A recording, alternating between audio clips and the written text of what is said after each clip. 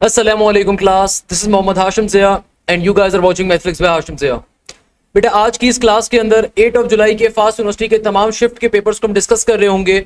Fast university का test चाहे वो कराची के अंदर हो, चाहे मुल्तान के अंदर हो, चाहे फैसलाबाद चनियोटी कैंपस के अंदर हो, चाहे इस्लामाबाद या लाहौर के अंदर हो, चाहे पेशावर के अंदर हो।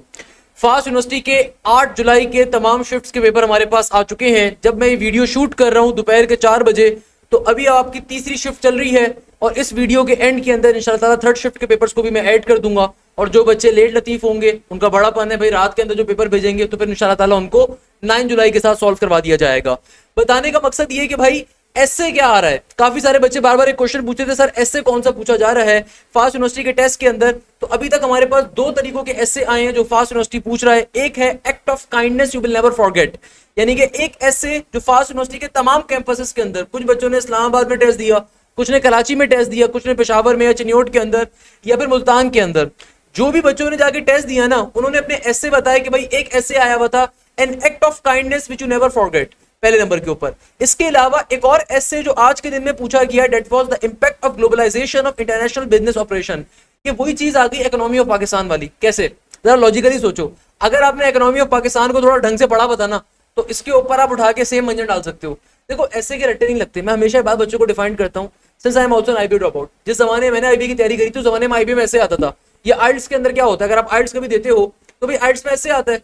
आइल्स में क्या होता है, आपके पास जो राइटिंग का सेक्शन होता है वहां पे आपका पैराग्राफ है, उस पैराग्राफ को बैठ के आपने उसके ऊपर वर्किंग करनी है। तो आइल्स का सेकंड पार्ट होता था राइटिंग के अंदर, उसका यही काम होता था। तो आप कितनी चीजों के रट्टे मार लोगे, आप हर चीज के रट्टे नहीं मार सकते। तो फिर तरीकेकार ये होता है कि यार अगर आपने 3 4 5 स्टैंडर्ड एसेस पढ़ लिए हैं तो आप उनके ऊपर बाकी सारा काम मंजन का होता है।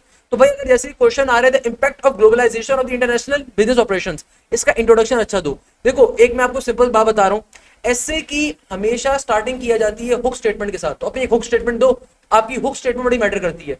जो हुकअप स्टेटमेंट है ना आपकी, वो एक बहुत मैटर करती है। सेकेंडली एसए में कोई नेगेटिव मार्किंग है नहीं।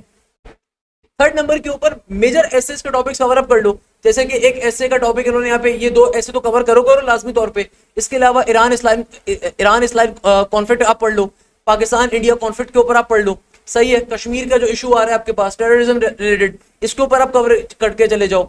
अगेन ये ब्रॉडर टॉपिक्स आ रहे हैं। इसके अलावा कोई भी ऐसे आता है उसके ऊपर अगेन मंजन सारा का सारा वही रहता है। डिपेंड करता है आप कैसे उसको लिख रहे हो, ये मोस्ट इंपॉर्टेंट चीज है। अच्छा, इसके अलावा हमारे पास आज की पहली शिफ्ट के अंदर, दूसरी शिफ्ट के अंदर या थर्ड शिफ्ट के अंदर जो क्वेश्चंस आ रहे थे, सर 2 क्वेश्चंस गिवन थे एंगल ऑफ एलिवेशन वाले। अब मैंने ये बात आपको पहले भी पढ़ाई थी, दोबारा बता देता हूं कि भाई एंगल ऑफ एलिवेशन क्या होता है और दुनिया में एंगल ऑफ डिप्रेशन क्या होता है। याद रखिएगा, वो एंगल दुनिया में आपकी जो भी स्टैंडर्ड लाइन आ रही है, जो भी आपकी स्टैंडर्ड शेप आ रही है, जो भी आपकी स्टैंडर्ड आपका पॉइंट आ रहा है, अगर आपके नीचे से ऊपर की जानिब जो एंगल फॉर्म होता है उसको एंगल ऑफ एलिवेशन कहते हैं, और ऊपर से नीचे की जानिब जो एंगल फॉर्म होता है उसको एंगल ऑफ डिप्रेशन कहा जाता है। सही है, तो एंगल ऑफ एलिवेशन के क्वेश्चन आए थे ट्रिगोनोमेट्री में, सारी चीजें मैंने आपको सॉल्व करवाई हुई हैं। इसके अलावा रेशो के, परसेंटेज और इंटरेस्ट के बहुत सारे क्वेश्चन थे। मैंने सिंपल इंटरेस्ट, कंपाउंड इंटरेस्ट बहुत डिटेल में यूट्यूब पे भी कवर करवाया हुआ है। इसके अलावा बैजेस के अंदर आपको इधर सर फैजान ने, इधर सर बिलाल अशरफ ने डिटेल में पढ़ाया होगा। सही है, तो ये चीज बहुत इंपॉर्टेंट है। इसके अलावा हमारे एक और शागिर्द आ रहे हैं, बच्चे का जो एसए का क्वेश्चन आया हुआ है, इसमें आया हुआ है द इंपैक्ट ऑफ ग्लोबलाइजेशन और international business operation. Again same चीज है भाई, इसके ऊपर आप थोड़ी सप्लाई चेन रिगार्डिंग डाल दो कि भाई जो आपके पास इंपैक्ट ऑफ ग्लोबलाइजेशन क्या होता है, ग्लोबलाइजेशन के ऊपर क्या आपके हैजर्ड्स आ रहे हैं। जब आप दुनिया एक जाविये के ऊपर सोच रही है तो आपके पास क्या क्या इश्यूज आ रहे होते हैं। बहुत मजे का टॉपिक है, डिपेंड करता है आप किस पैटर्न के ऊपर इसको लिखना चाह रहे हो। इसके अलावा बेसिक मैथ्स के अंदर रिपीटेड क्वेश्चन आ रहा है। मैंने आज की शिफ्ट नंबर 1 में क्वेश्चन सॉल्व करवाया था 27% 27 वाला क्वेश्चन। तो 27% 27 को आप कैसे सॉल्व करोगे, सिंपल 27% डिवाइडेड बाय, यानी कि परसेंटेज रिमूव होगा, डिवीजन में 100 आएगा, मल्टीप्लाई बाय 27 सिंप्लीफाई करके सॉल्व कर सकते हो, कर दोगे। इसके अलावा इंटरेस्ट के रिगार्डिंग क्वेश्चन थे, प्रोबेबिलिटी का कोई क्वेश्चन नहीं आया था। आईक्यू के अंदर एक बेसिक सीक्वेंस आया हुआ था 2, 4, 6, 8, बहुत ही दुआएं करके गया हुआ लगता है बच्चा, तो जाहिर सी बात है 10 होगा।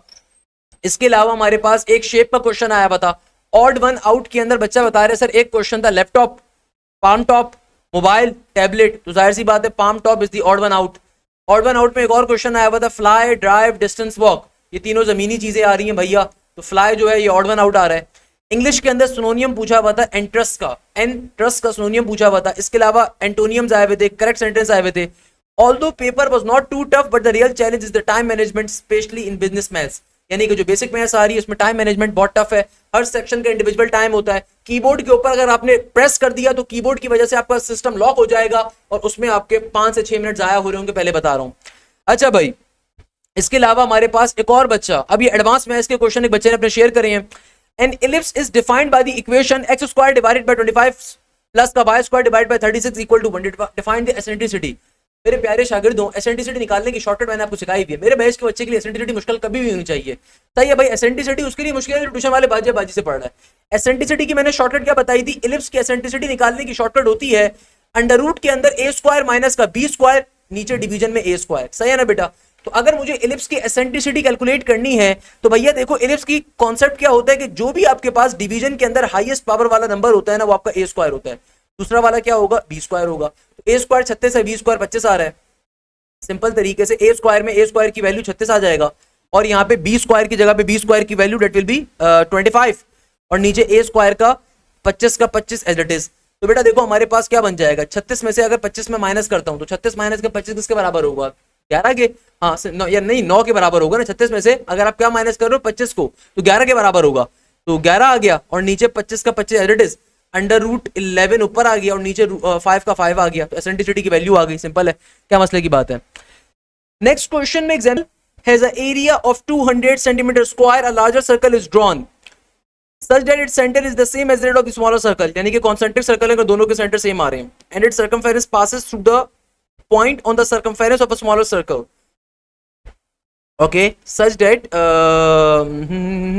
and its circumference passes through a point on the circumference of the smaller circle, यानी कि टच भी कर रहे हैं एक दूसरे को। सर्कमफेरेंस का मतलब होता है सर्कल की outer body. Find the area of the larger circle, show your. अच्छा, अब देखो इस क्वेश्चन को सॉल्व कैसे करेंगे। यार मैं कंसीडर करता हूं मेरे पास एक सर्कल आ रहा है और इस सर्कल का एरिया किसके बराबर है? ये स्मॉलर सर्कल है। इस सर्कल का एरिया आ रहा है 200 सेंटीमीटर स्क्वायर के बराबर। सही है, और ये बड़ा सर्कल आ रहा है, मैं एग्जांपल देख रहा हूं। तो मेरा एरिया आ रहा है किसके बराबर? 200 सेंटीमीटर स्क्वायर के बराबर। अच्छा क्वेश्चन है। तो भाई अगर मुझे पता है कि एरिया का फॉर्मूला क्या होता है, एरिया का नॉर्मली फॉर्मूला होता है आपके पास पाई आर स्क्वायर के बराबर। तो अगर एरिया गिवन है 200 के बराबर, तो यहां से मेरे पास आर की वैल्यू आ सकती है किसके बराबर? आर स्क्वायर आ जाएगा, पाई यहाँ पे मल्टीप्लाई होगा, डिवाइड होगा, तो 200 डिवाइडेड बाय पाई के बराबर आर स्क्वायर आ जाएगा। ओके, अब एग्जामिनर कह क्या रहा है? एग्जामिनर कहता है कि भाई तुम्हारे पास जो लार्जर सर्कल है ना, इसका सेंटर सिमिलर है और ये पास कर रहा है circumference of the smaller circle के। अच्छा भाई, और हमें ये बात मालूम है कि radius of the larger circle क्या होगा? 2 गुना होगा स्मॉलर सर्कल के रेडियस के मुकाबले के अंदर, क्योंकि उसके बड़ा है ना उसके मुकाबले के अंदर। तो मैं क्या कह सकता हूं, अगर मैं बड़े वाले सर्कल का, अगर मैं लेट सपोज बड़े वाले सर्कल का एरिया निकालता हूं, तो एरिया निकालने का नॉर्मली फॉर्मूला होता है पाई आर स्क्वायर कैपिटल आर। तो यहाँ पे ए का ए, चूंकि मुझसे एग्जामिनर कह रहा है कि भाई आपके पास circumference passes through a point on the circumference of the smaller circle, यानी कि इसका मतलब क्या है कि लार्जर सर्कल का सेंटर सिमिलर है। लार्जर सर्कल का सेंटर सिमिलर है, क्वेश्चन में लिखा हुआ है लार्जर सर्कल का सेंटर सिमिलर है और ये पास कर रहा है circumference of the smaller circle से। सही है ना? तो इसका मतलब क्या हुआ कि रेडियस जो होगा लार्जर सर्कल का वो 2 गुना होगा स्मॉलर सर्कल के मुकाबले के अंदर। इसका मतलब सिंपल सी कंडीशन ये फॉर्म हो रही है यहाँ पे मेरे पास। तो भाई मैं क्या कह सकता हूं कि पाए का पाए, और इसको मैं कह सकता हूं कि 2 गुना 2 times of the smaller circle के रेडियस का स्क्वायर। ये आ जाएगा a इज इक्वल टू पाए का पाए और 2 का स्क्वायर 4 और यहाँ पे आ गया आर स्क्वायर, और हमने आर स्क्वायर की वैल्यू ऑलरेडी कैलकुलेट करी हुई थी। तो आर स्क्वायर की वैल्यू किसके बराबर आ जाएगी? आर स्क्वायर की जगह पे आ जाएगा मेरे पास 800, सॉरी आर स्क्वायर की जगह पे क्या आ जाएगा? सिंपल 200 का 200 और नीचे पाई का पाई एरिडिस। इस पाई से पाई कट गया तो 4 इंटू 2 क्या बन जाएगा? ये बन जाएगा 800 के बराबर। आपके पास पर्टिकुलरली इस क्वेश्चन का आंसर क्या होगा? बड़े वाले जो सर्कल है उसका एरिया होगा 800 के बराबर, क्योंकि इस क्वेश्चन में एग्जामिनर आपसे यही बात कर रहे हैं और इसके अंदर लॉजिक आपकी नहीं बनती। इसमें बच्चे ने कोई ना कोई भंड मारा हुआ है। तो भाई आपके पास छोटे, क्योंकि दोनों सर्कल देखो कॉन्सेंट्रिक आ रहे हैं, जब कॉन्सेंट्रिक आ रहे हैं तो जाहिर सी बात है एक दूसरे के अंदर फॉर्म हो रहे हैं। तो बच्चे ने यहाँ पे कोई ना कोई ब्लंडर किया हुआ है। तो डेट्स द रीजन क्या है, देखो अगर सर्कल कॉन्सेंट्रिक होंगे ना, इसका मतलब क्या है कि भाई ये वाला आपका रेडियस होगा आर, और जाहिर सी बात है ये वाला क्या होगा आपके पास 2 टाइम्स ऑफ द आर, तो 2r के बराबर फॉर्म हो जाएगा। That's the only reason here. Clear है भाई? ओके। अच्छा, नेक्स्ट क्वेश्चन में एग्जामिनर कह रहा है कि भैया आपको क्या निकालना था। आपके पास सिंपल तरीके से क्वेश्चन आ रहा था और कह रहे हैं कि आपको जो है ना sides length of the triangle given थी और आपको area of the in circle निकालना था। Area of the in circle निकालना था। जरा गौर से बात समझिएगा। अक्सर बच्चे बोलेंगे सर तीनों साइड्स गिवन है तो हीरोज लॉ को अप्लाई कर देते हैं, delta is equal to under root के अंदर एस इंटू एस माइनस का ए इंटू एस माइनस का बी इंटू एस माइनस का सी। बेटा ये जो फॉर्मूला होता है ये ट्राइंगल के एरिया निकालने के लिए होता है, सही है। आपको इन सर्कल का एरिया निकालना है, इसका मतलब ये कि पहले आप इन सर्कल का रेडियस निकालोगे, इन रेडियस, और इन रेडियस निकालने का फॉर्मूला होता है डेल्टा डिवाइडेड बाय एस के बराबर। सर्कम रेडियस निकालने का फॉर्मूला होता है are is equal to a into b into c divided by 4 times of the area of a triangle. और स्क्राइब्ड सर्कल का रेडियस निकालने का फॉर्मूला होता है are is equal to delta divided by S1 या फिर S2 या फिर S3। तो भाई पहले आपने क्या करना है, पहले आपने सबसे पहले नंबर के ऊपर आपने इन रेडियस को कैलकुलेट करना है। जब इन रेडियस आ जाएगा तो भाई सिंपल तरीके से एरिया ऑफ द सर्कल कैसे निकालते हैं, एरिया ऑफ अ सर्कल निकालने का फॉर्मूला होता है पाई आर स्क्वायर के बराबर। सिंप्लीफाई करोगे आपका पर्टिकुलरली आंसर आ जाएगा। नेक्स्ट क्वेश्चन में एग्जामिनर कह रहा था sir 1 by cos x minus का cos x divided by 1 plus sin x। तो इस तरह का ट्रिगोनोमेट्री का एक बेसिक क्वेश्चन आया हुआ था। तो जाहिर सी बात है यहाँ पे आप क्या करोगे, आप एलसीएम ले लीजिए। तो नीचे आ जाएगा मेरे पास cos x इंटू 1 प्लस का sin x, ऊपर आ जाएगा आपके पास 1 प्लस का sin x माइनस का cos स्क्वायर x। अब डिपेंड करता है क्वेश्चन क्या गिवन है, cos स्क्वायर को फर्दर एक्सपेंड करवा सकते हो आप। कैसे, cos स्क्वायर किसके बराबर होगा, ये बराबर होगा मेरे पास सिंपल तरीके से sin स्क्वायर माइनस के 1 के, sin स्क्वायर माइनस के 1 के बराबर होगा। तो उसको अप्लाई करवा सकते हो, कोई मसला थोड़ी है। डिपेंड करता है मांगा हुआ क्या, जो भी चीज मांगी भी उसको निकाल लो। नेक्स्ट क्वेश्चन हमारे पास सेम मैराथन से आ रहा है कि भाई आपके पास 185 है, फिर 184, 141 है, फिर 97 है, 89 है, 96 है। डिफरेंस लेके चेक कर लो, आपके पास डिफरेंस लेके चेक कर लो, आपके पास कंसेक्यूटिव डिफरेंस सिमिलर आ रहा है। अंदर एग्जामिनर ने आपको आईक्यू का क्वेश्चन आ रहा है, रॉ 1 रॉ 2 गिवन है, इसको चेक कर सकते हो। क्या है भाई, मैंने आईक्यू की प्लेलिस्ट जो मेरी डाली हुई मोर देन इनफ है, आप इसको बैठ के चेक कर लीजिएगा। इसमें डिफरेंस, कॉमन डिफरेंस चेक कर लीजिएगा, नहीं तो फिर आप पर्टिकुलरली डबल डिफरेंस चेक कर लीजिएगा, रॉस का या कॉलम्स का। नेक्स्ट क्वेश्चन भी आईक्यू का आ रहा है, क्योंकि मुझे बहुत सारे भी क्वेश्चंस करवाने हैं, so I am ignoring this particular question as well. मैंने आपको क्वेश्चन दिखा दिया, सॉल्व आप कर सकते हो इसको आराम से बैठ के, इसका सीक्वेंस वगैरह चेक कर लेना क्या बन रहा है। रॉस का डिफरेंस लेके पहले चेक कर लो, फिर कॉलम्स का लेके चेक कर लो, कुछ ना कुछ आ रहा होगा, या फिर रॉस का सम या कॉलम का सम चेक कर सकते हो आप, सही है ना। अच्छा, नेक्स्ट क्वेश्चन इंटरेस्टिंग आ रहा है। एग्जामिनर कहते हैं we are given by a 3/3 determinant, आपको इसका डिटरमिनेंट निकालना है। 3/3 का मैट्रिक्स गिवन है, x square y square y square z square x square z square y square z square x square z square x square y square x square z square x square y square y square z square. अब इसको solve कैसे करेंगे, interesting चीज आ रही है भाई। ये हमारे पास होता है एक सर्कुलेंट मैट्रिक्स कहलाता है। मैट्रिसेस की प्रॉपर्टीज के अंदर ये होता है कॉन्सेप्ट कि भाई आप कंसीडर कर लो, लेट सपोज a बराबर है किसके, a बराबर है x स्क्वायर माइनस के y स्क्वायर के। आप b कंसीडर कर लो कि b आ रहा है मेरे पास सिंपल y स्क्वायर माइनस के z स्क्वायर के, और c आ रहा है मेरे पास किसके बराबर, x स्क्वायर माइनस के z स्क्वायर के। इनको चेंज करवा दो, आपका मैट्रिक्स ही पूरा चेंज हो गया एक तरीके से ना। क्या बन गया, x square minus y square की जगह पे a आ गया, जहां जहां x square minus y square आ रहा है तो ये यहाँ पर एक दफा आ रहा है, तो इधर भी एक दफा a आएगा, और ये इधर आ रहा है, इधर भी एक दफा a आएगा, सही है। जहां y स्क्वायर z स्क्वायर आ रहा है वहां b आएगा, तो इधर एक b आएगा, एक दफा देखो इधर भी आएगा। ये रेलुकेंट आपके पास सर्कुलेंट फॉर्म हो रही है, और एक दफा b यहाँ पर आएगा। और x square minus z square को c का है, तो देखो यहाँ पे होगा, एक ये यहाँ पे आ रहा है और एक ये यहाँ पे आ रहा है, तो इधर भी c आ गया, इधर भी c आ गया, इधर भी c आ गया। इसका यानी कि आपको डिटरमिनेंट लेना है, इसका डिटरमिनेंट अप्लाई करोगे तो किसके बराबर आएगा, डिटरमिनेंट इसका जब आप ओपन अप करवाओगे ना, तो भाई हमारी मैट्रिसेस के अंदर आइडेंटिटी की कॉन्सेप्ट होता है। जब आप इसका डिटरमिनेंट लेने के ऊपर जाओगे तो ये किसके बराबर आ जाएगा, ये आएगा आपके पास a क्यूब प्लस का b क्यूब प्लस का c क्यूब माइनस का 3abc।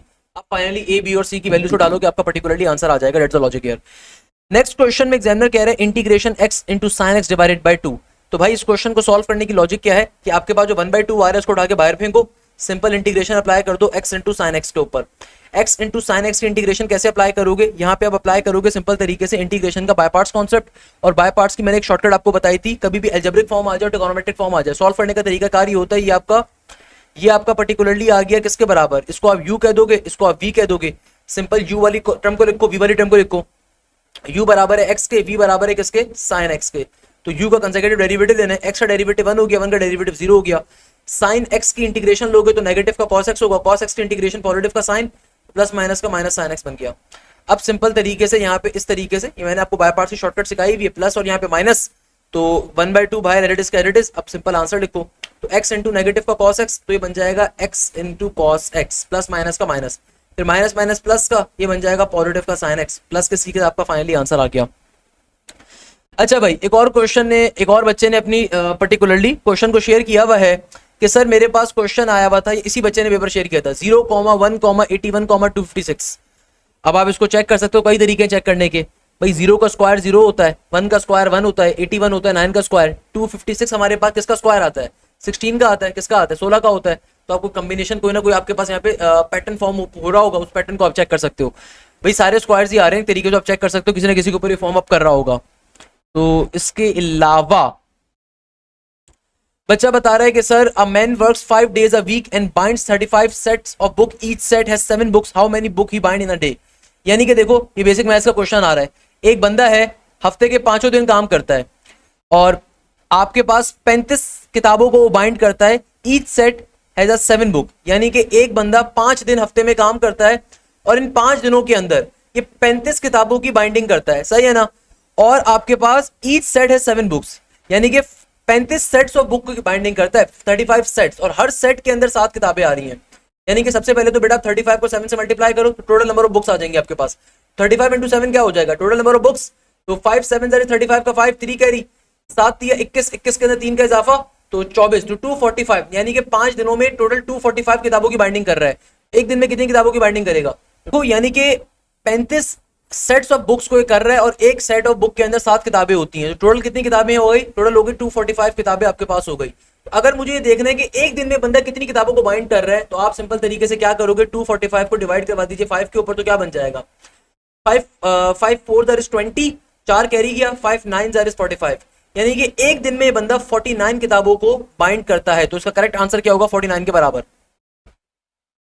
इसके अलावा एक क्वेश्चन आ रहा था कि area under the curve of a right angle triangle graph y is equal to x, उसकी इक्वेशन थी, और एग्जामिनर कह रहे हैं कि भाई आपकी अपर लिमिट है 0, सॉरी अपर लिमिट 4 है, लोअर लिमिट आपकी आ रही है किसके बराबर, 0 के बराबर, और आपका ग्राफ आ रहा है y is equal to x का इंटू dx। तो सिंपल तरीके से क्या बन जाएगा यार, integration x square divided by 2, आपकी लिमिट से ब्रैकेट के बाहर आ गई, अब इसको अप्लाई करवा दीजिए।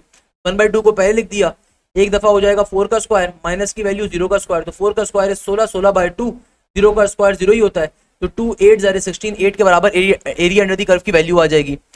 एक और क्वेश्चन बच्चा बता रहे हैं कि सर एक क्वेश्चन था x इज, और क्वेश्चन जो पूछा गया था बच्चा कहता है कि sir x is lesser than equal to 0, y is lesser than equal to 0, tell which one are correct, ऐसा कुछ क्वेश्चन था, यानी कि क्वेश्चन करेक्ट नहीं गिवन।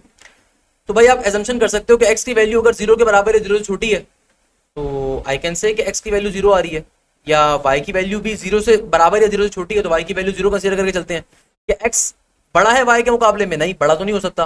कि x इंटू वाई 0 से छोटा है, माइट बी पॉसिबल, यस ये करेक्ट हो सकता है। कि x प्लस वाई 0 से छोटा है, कह सकते हैं। अब देखो डिपेंड करता है क्वेश्चन क्या था, क्वेश्चन यहाँ पे तरीके से गिवन नहीं है, तो वी कैन नॉट सॉल्व। अगर सॉल्व करने का तरीका ये होगा कि आप फिर कोई भी वैल्यू अज्यूम करके चेक करोगे बारी बारी ऑप्शंस के ऊपर।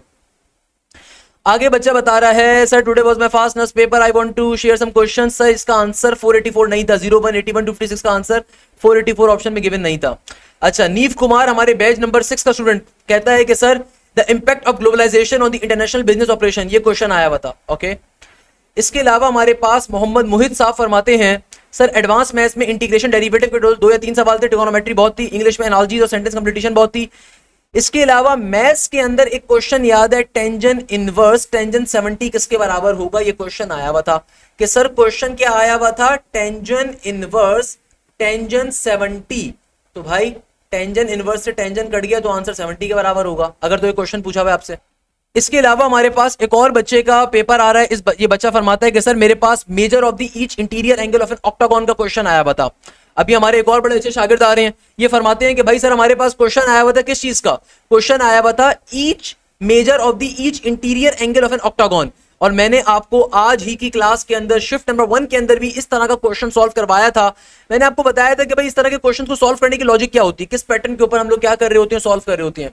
तो भाई आपके पास कभी भी सम ऑफ द इंटीरियर एंगल का क्वेश्चन आ जाए, या फिर आपको किसी एक सिंगल एंगल की वैल्यू कैलकुलेट करनी है, दोनों सॉल्व कर सकते हो, इसमें कोई मुश्किल चीज ही नहीं है भाई। आपको कोई भी चीज कैलकुलेट करनी है, रिमेंबर दिस थिंग, आपको मांगा क्या जा रहा है सबसे पहले उस पर फोकस करो, जो भी चीज मांगी जा रही है उसके लिहाज से आप अपनी चीजों को इजीली कैलकुलेट करने पे जा सकते हो। मेरे पास एक और बच्चे का पेपर आ रहा है, इसमें बच्चे ने कुछ क्वेश्चन शेयर किए, क्वेश्चन आगे मैं आपको शो अप कर रहा हूँ। अच्छा, बाय द वे बच्चे माशाल्लाह से इतने इंटेलिजेंट होते हैं कि उन्होंने मैराथन के एग्जैक्ट क्वेश्चन नंबर भी शेयर किया हुआ है कि सर ये मैराथन से ये क्वेश्चन हमारे पेपर में आया था, मैं आपको शो करवाता हूं। अच्छा, इस बच्चे ने एक बात और भी शेयर करी, sir the measure of the each interior angle of an octagon का क्वेश्चन आया था।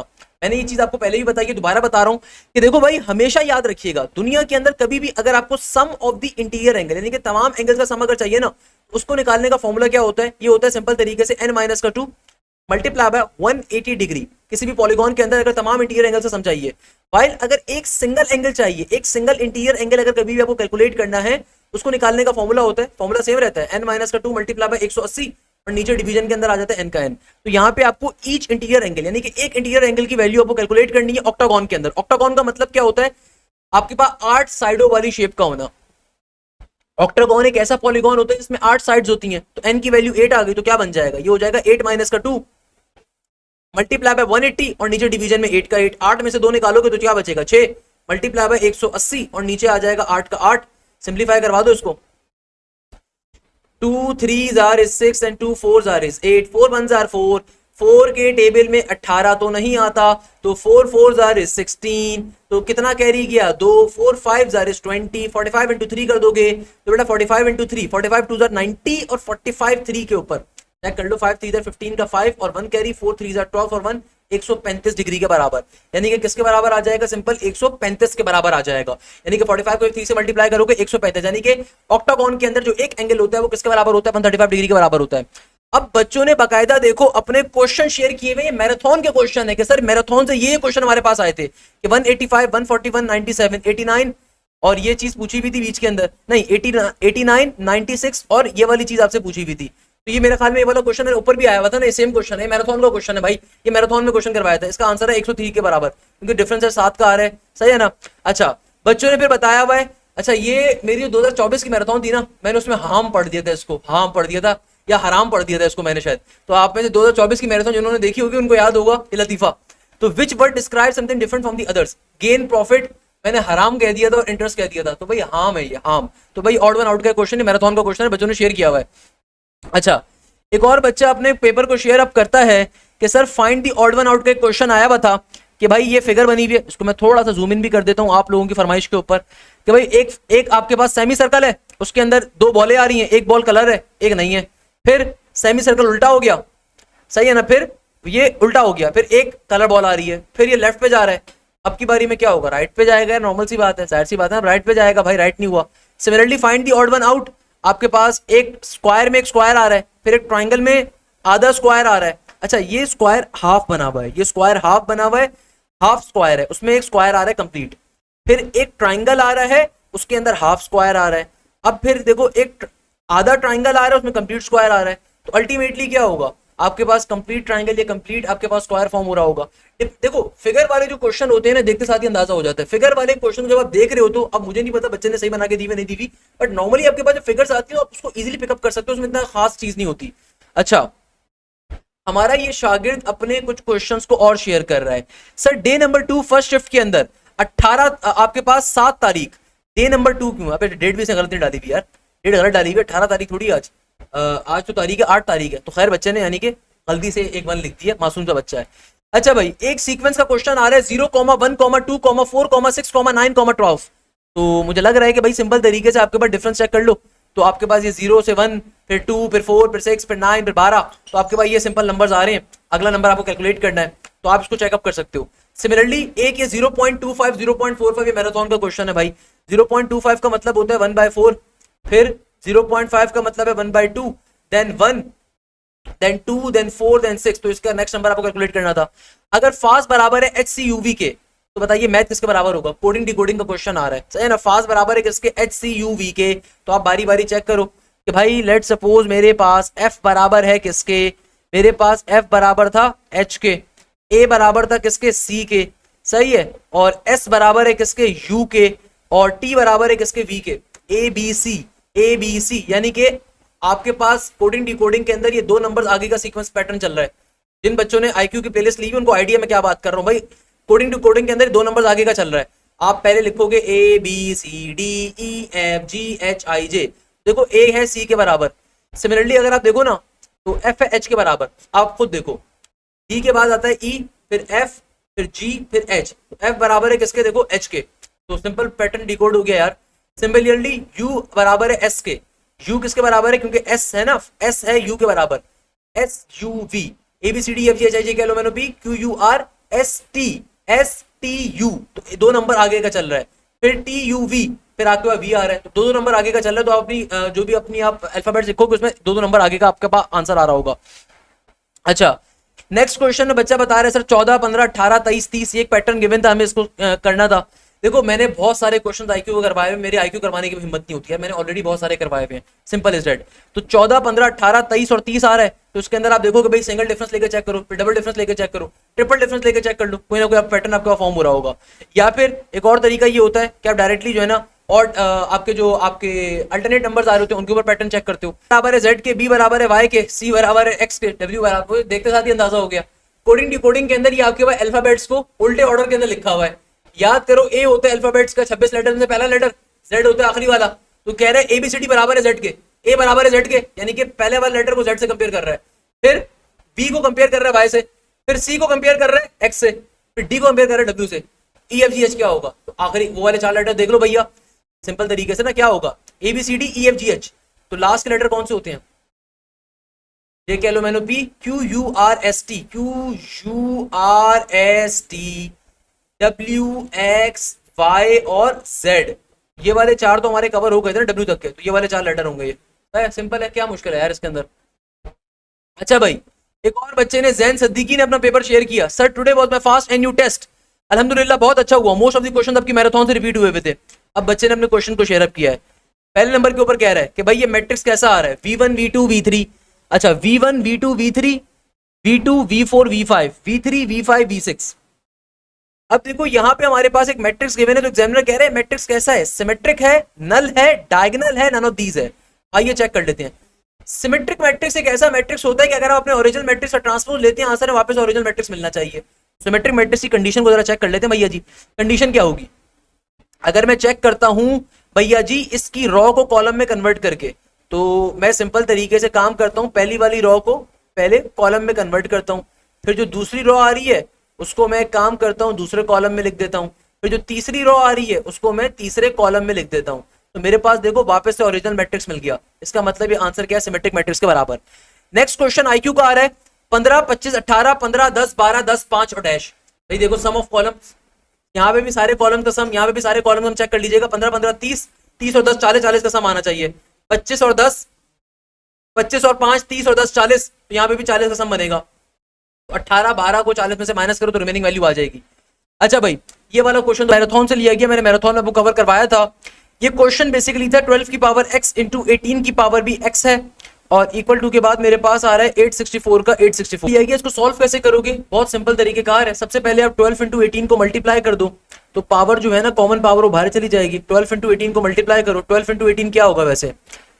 216। चेक कर सकते हो आप 12 को 18 से मल्टीप्लाई करके। 8 2 16 का 6 और 1 कैरी, 8 1 8 और 1 का इजाफा 9, क्रॉस का क्रॉस, 2 1 2 एंड देन 1 1 इज 1, तो 6 का 6, 9 और 2 11 का 1 और 2 16। सही है, तो ये बन गया मेरे पास 216 की पावर में x इज इक्वल टू 864। अब आप बैठ के इसको ब्रेक डाउन करवाओगे।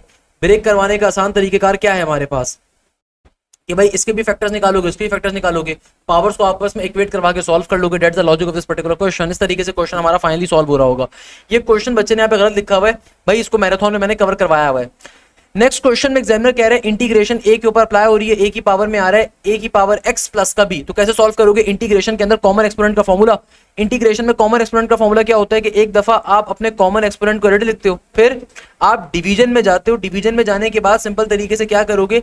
ln a का ln a। मगर एक चीज ध्यान में रखिएगा, डायरेक्टली भी फॉर्मूला अप्लाई नहीं कर सकते क्योंकि पावर में आने वाले फंक्शन का भी बाहर डेरिवेटिव मौजूद नहीं है। तो जरा मैं स्पेस पहले क्रिएट कर लेता हूँ यहाँ पे। तो ये माशाल्लाह से मैंने स्पेस क्रिएट कर ली। अब देखो सॉल्व करने का तरीकेकार क्या है।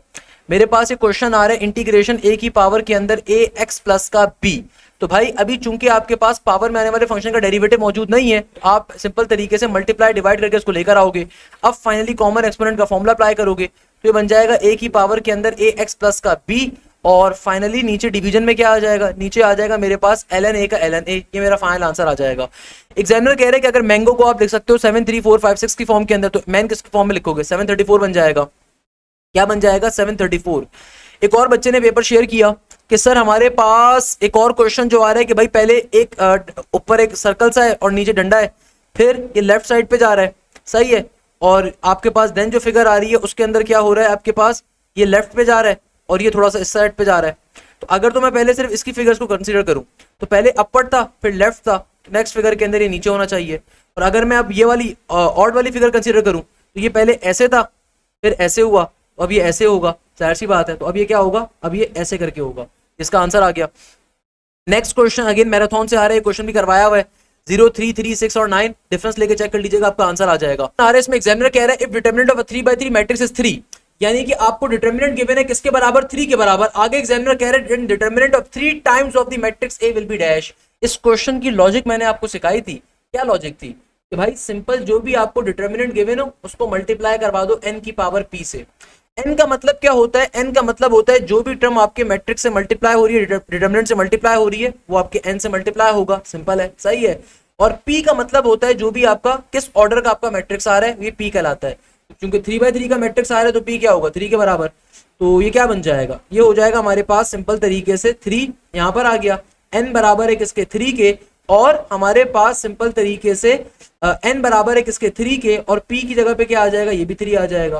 तो ये बन जाएगा सिंपल 3 की पावर 4 81 के बराबर। 3 का क्यूब 27 हो, 27 को मजीद 3 से मल्टीप्लाई करोगे तो आंसर आ जाएगा 81 के बराबर। क्वेश्चन हमारा फाइनली सॉल्व हो जाएगा। जिन क्वेश्चन में गलतियां करते हैं वो समझते हैं कि भाई मैट्रिक्स का डिटरमिनेंट 3 गिवन है, सिंपल 3 मल्टीप्लाई कर दो 9 आंसर आ जाएगा। भाई ये लॉजिक ही नहीं होती।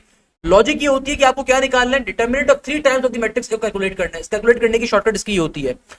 नेक्स्ट क्वेश्चन में एग्जामिनर कह रहा है कि भाई तुम्हारे पास एक कॉम्प्लेक्स नंबर गिवन है, तो बताइए अगर उस कॉम्प्लेक्स नंबर को उसी के कॉन्जुगेट के साथ ऐड किया जाए तो आंसर क्या होगा। कि मैंने प्रॉपर्टी आपको पढ़ाई भी है, याद रखिएगा बेटा, कभी भी दुनिया के अंदर अगर आप एक कॉम्प्लेक्स नंबर को उसी के कॉन्जुगेट के साथ एड अप करवाओगे ना तो आंसर आएगा twice of the real part के।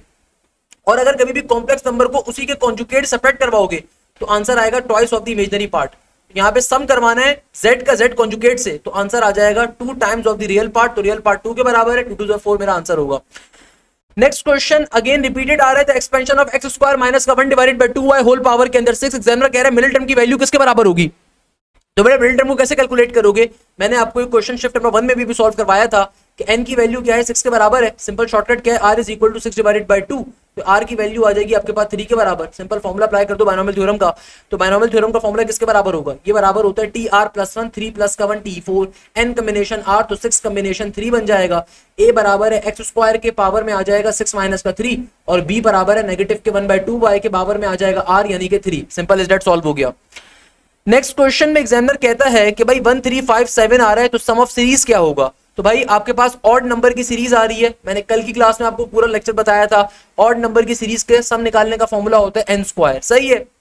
आपको अगर इवन नंबर की सीरीज निकालनी होती है तो उसका फॉर्मूला होता है हमारे पास n इंटू n प्लस 1। और अगर सिंपल नेचुरल नंबर की सीरीज होती है तो ये होता है n into n plus 1 divided by 2। और अगर आपके पास sum of square of natural number की सीरीज होती है तो ये होता है n into n plus 1 into n plus 1 divided by 6 के बराबर।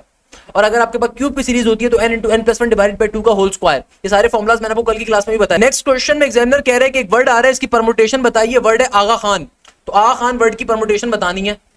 देखो टोटल कितने लेटर्स आ रहे हैं, 1 2 3 4 5 6 7 8, तो ऊपर आ जाएगा 8 फैक्टोरियल और नीचे डिवीजन में आ जाएगा रिपीटेड लेटर्स का फैक्टोरियल। रिपीटेड लेटर्स कौन कौन से हैं, ए मेरे पास रिपीट कर रहा है तो नीचे आ गया 3 फैक्टोरियल। फिर जी एक ही दफा आ रहा है, लिखने की जरूरत नहीं है। एच आ रहा है 2 दफा, ये आ जाएगा मेरे पास सिंपल 2 फैक्टोरियल। और जी हो गया, के हो गया, एन हो गया, एक एक दफा आ रहा है, लिखने की जरूरत नहीं है।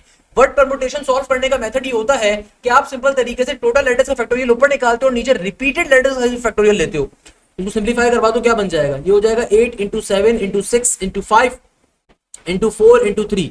3 फैक्टोरियल से नीचे वाला 3 फैक्टोरियल कट जाएगा, 2 फैक्टोरियल 2 ही होता है। तो 2 1 जार 2 इंटू 4 जार इज 8। अब इसको बैठ के मल्टीप्लाई करवाना है बेटा। तो 4 इंटू 7 क्या हो गया 28, और 5 6 जार इज 30, और 4 बच गया एक, तो 4 को ही मल्टीप्लाई करवा दो तो ये 120 बन जाएगा भाई। 30 इंटू 4 120। अच्छा 0 का 0 एडिट 28 इंटू 12 करवाना पड़ेगा। 28 इंटू 12, 8 2 जार 16 का 6 और 1 कैरी, 2 टू द 4 और 1 5, क्रॉस का cross, 8 1 jar 8 into 1 jar is 2, 6 का 6, 8 और 5, 8 और 4 होता है 12, तो 8 और 5 13 का 3 और 1, तो ये 3360। तो मेरे पास क्या आ जाएगा 3360 के बराबर। क्वेश्चन फाइनली सॉल्व हो गया। देखो सिंपल चीज है, डिपेंड करता है सॉल्व कैसे कर रहे हो। अगर आपको सॉल्व करने की लॉजिक आती है, दुनिया का हर क्वेश्चन आपके लिए सिंपल है, यकीन मानो। There is nothing difficult in this particular life. आपके ऊपर डिपेंड करता है। मैं अगेन बच्चों को बार बार बताता हूं कि किसी भी दूसरे बच्चे से आपने अपने आप को कंपेयर नहीं करना। You can not compare yourself with anyone. आपके लिए हो सकता है कोई क्वेश्चन डिफिकल्ट हो, दूसरे के लिए वो चीज हो सकता है आसान हो। सही है भाई। नेक्स्ट क्वेश्चन में एग्जामिनर कह रहा है कि find the equations with the root +2 iota.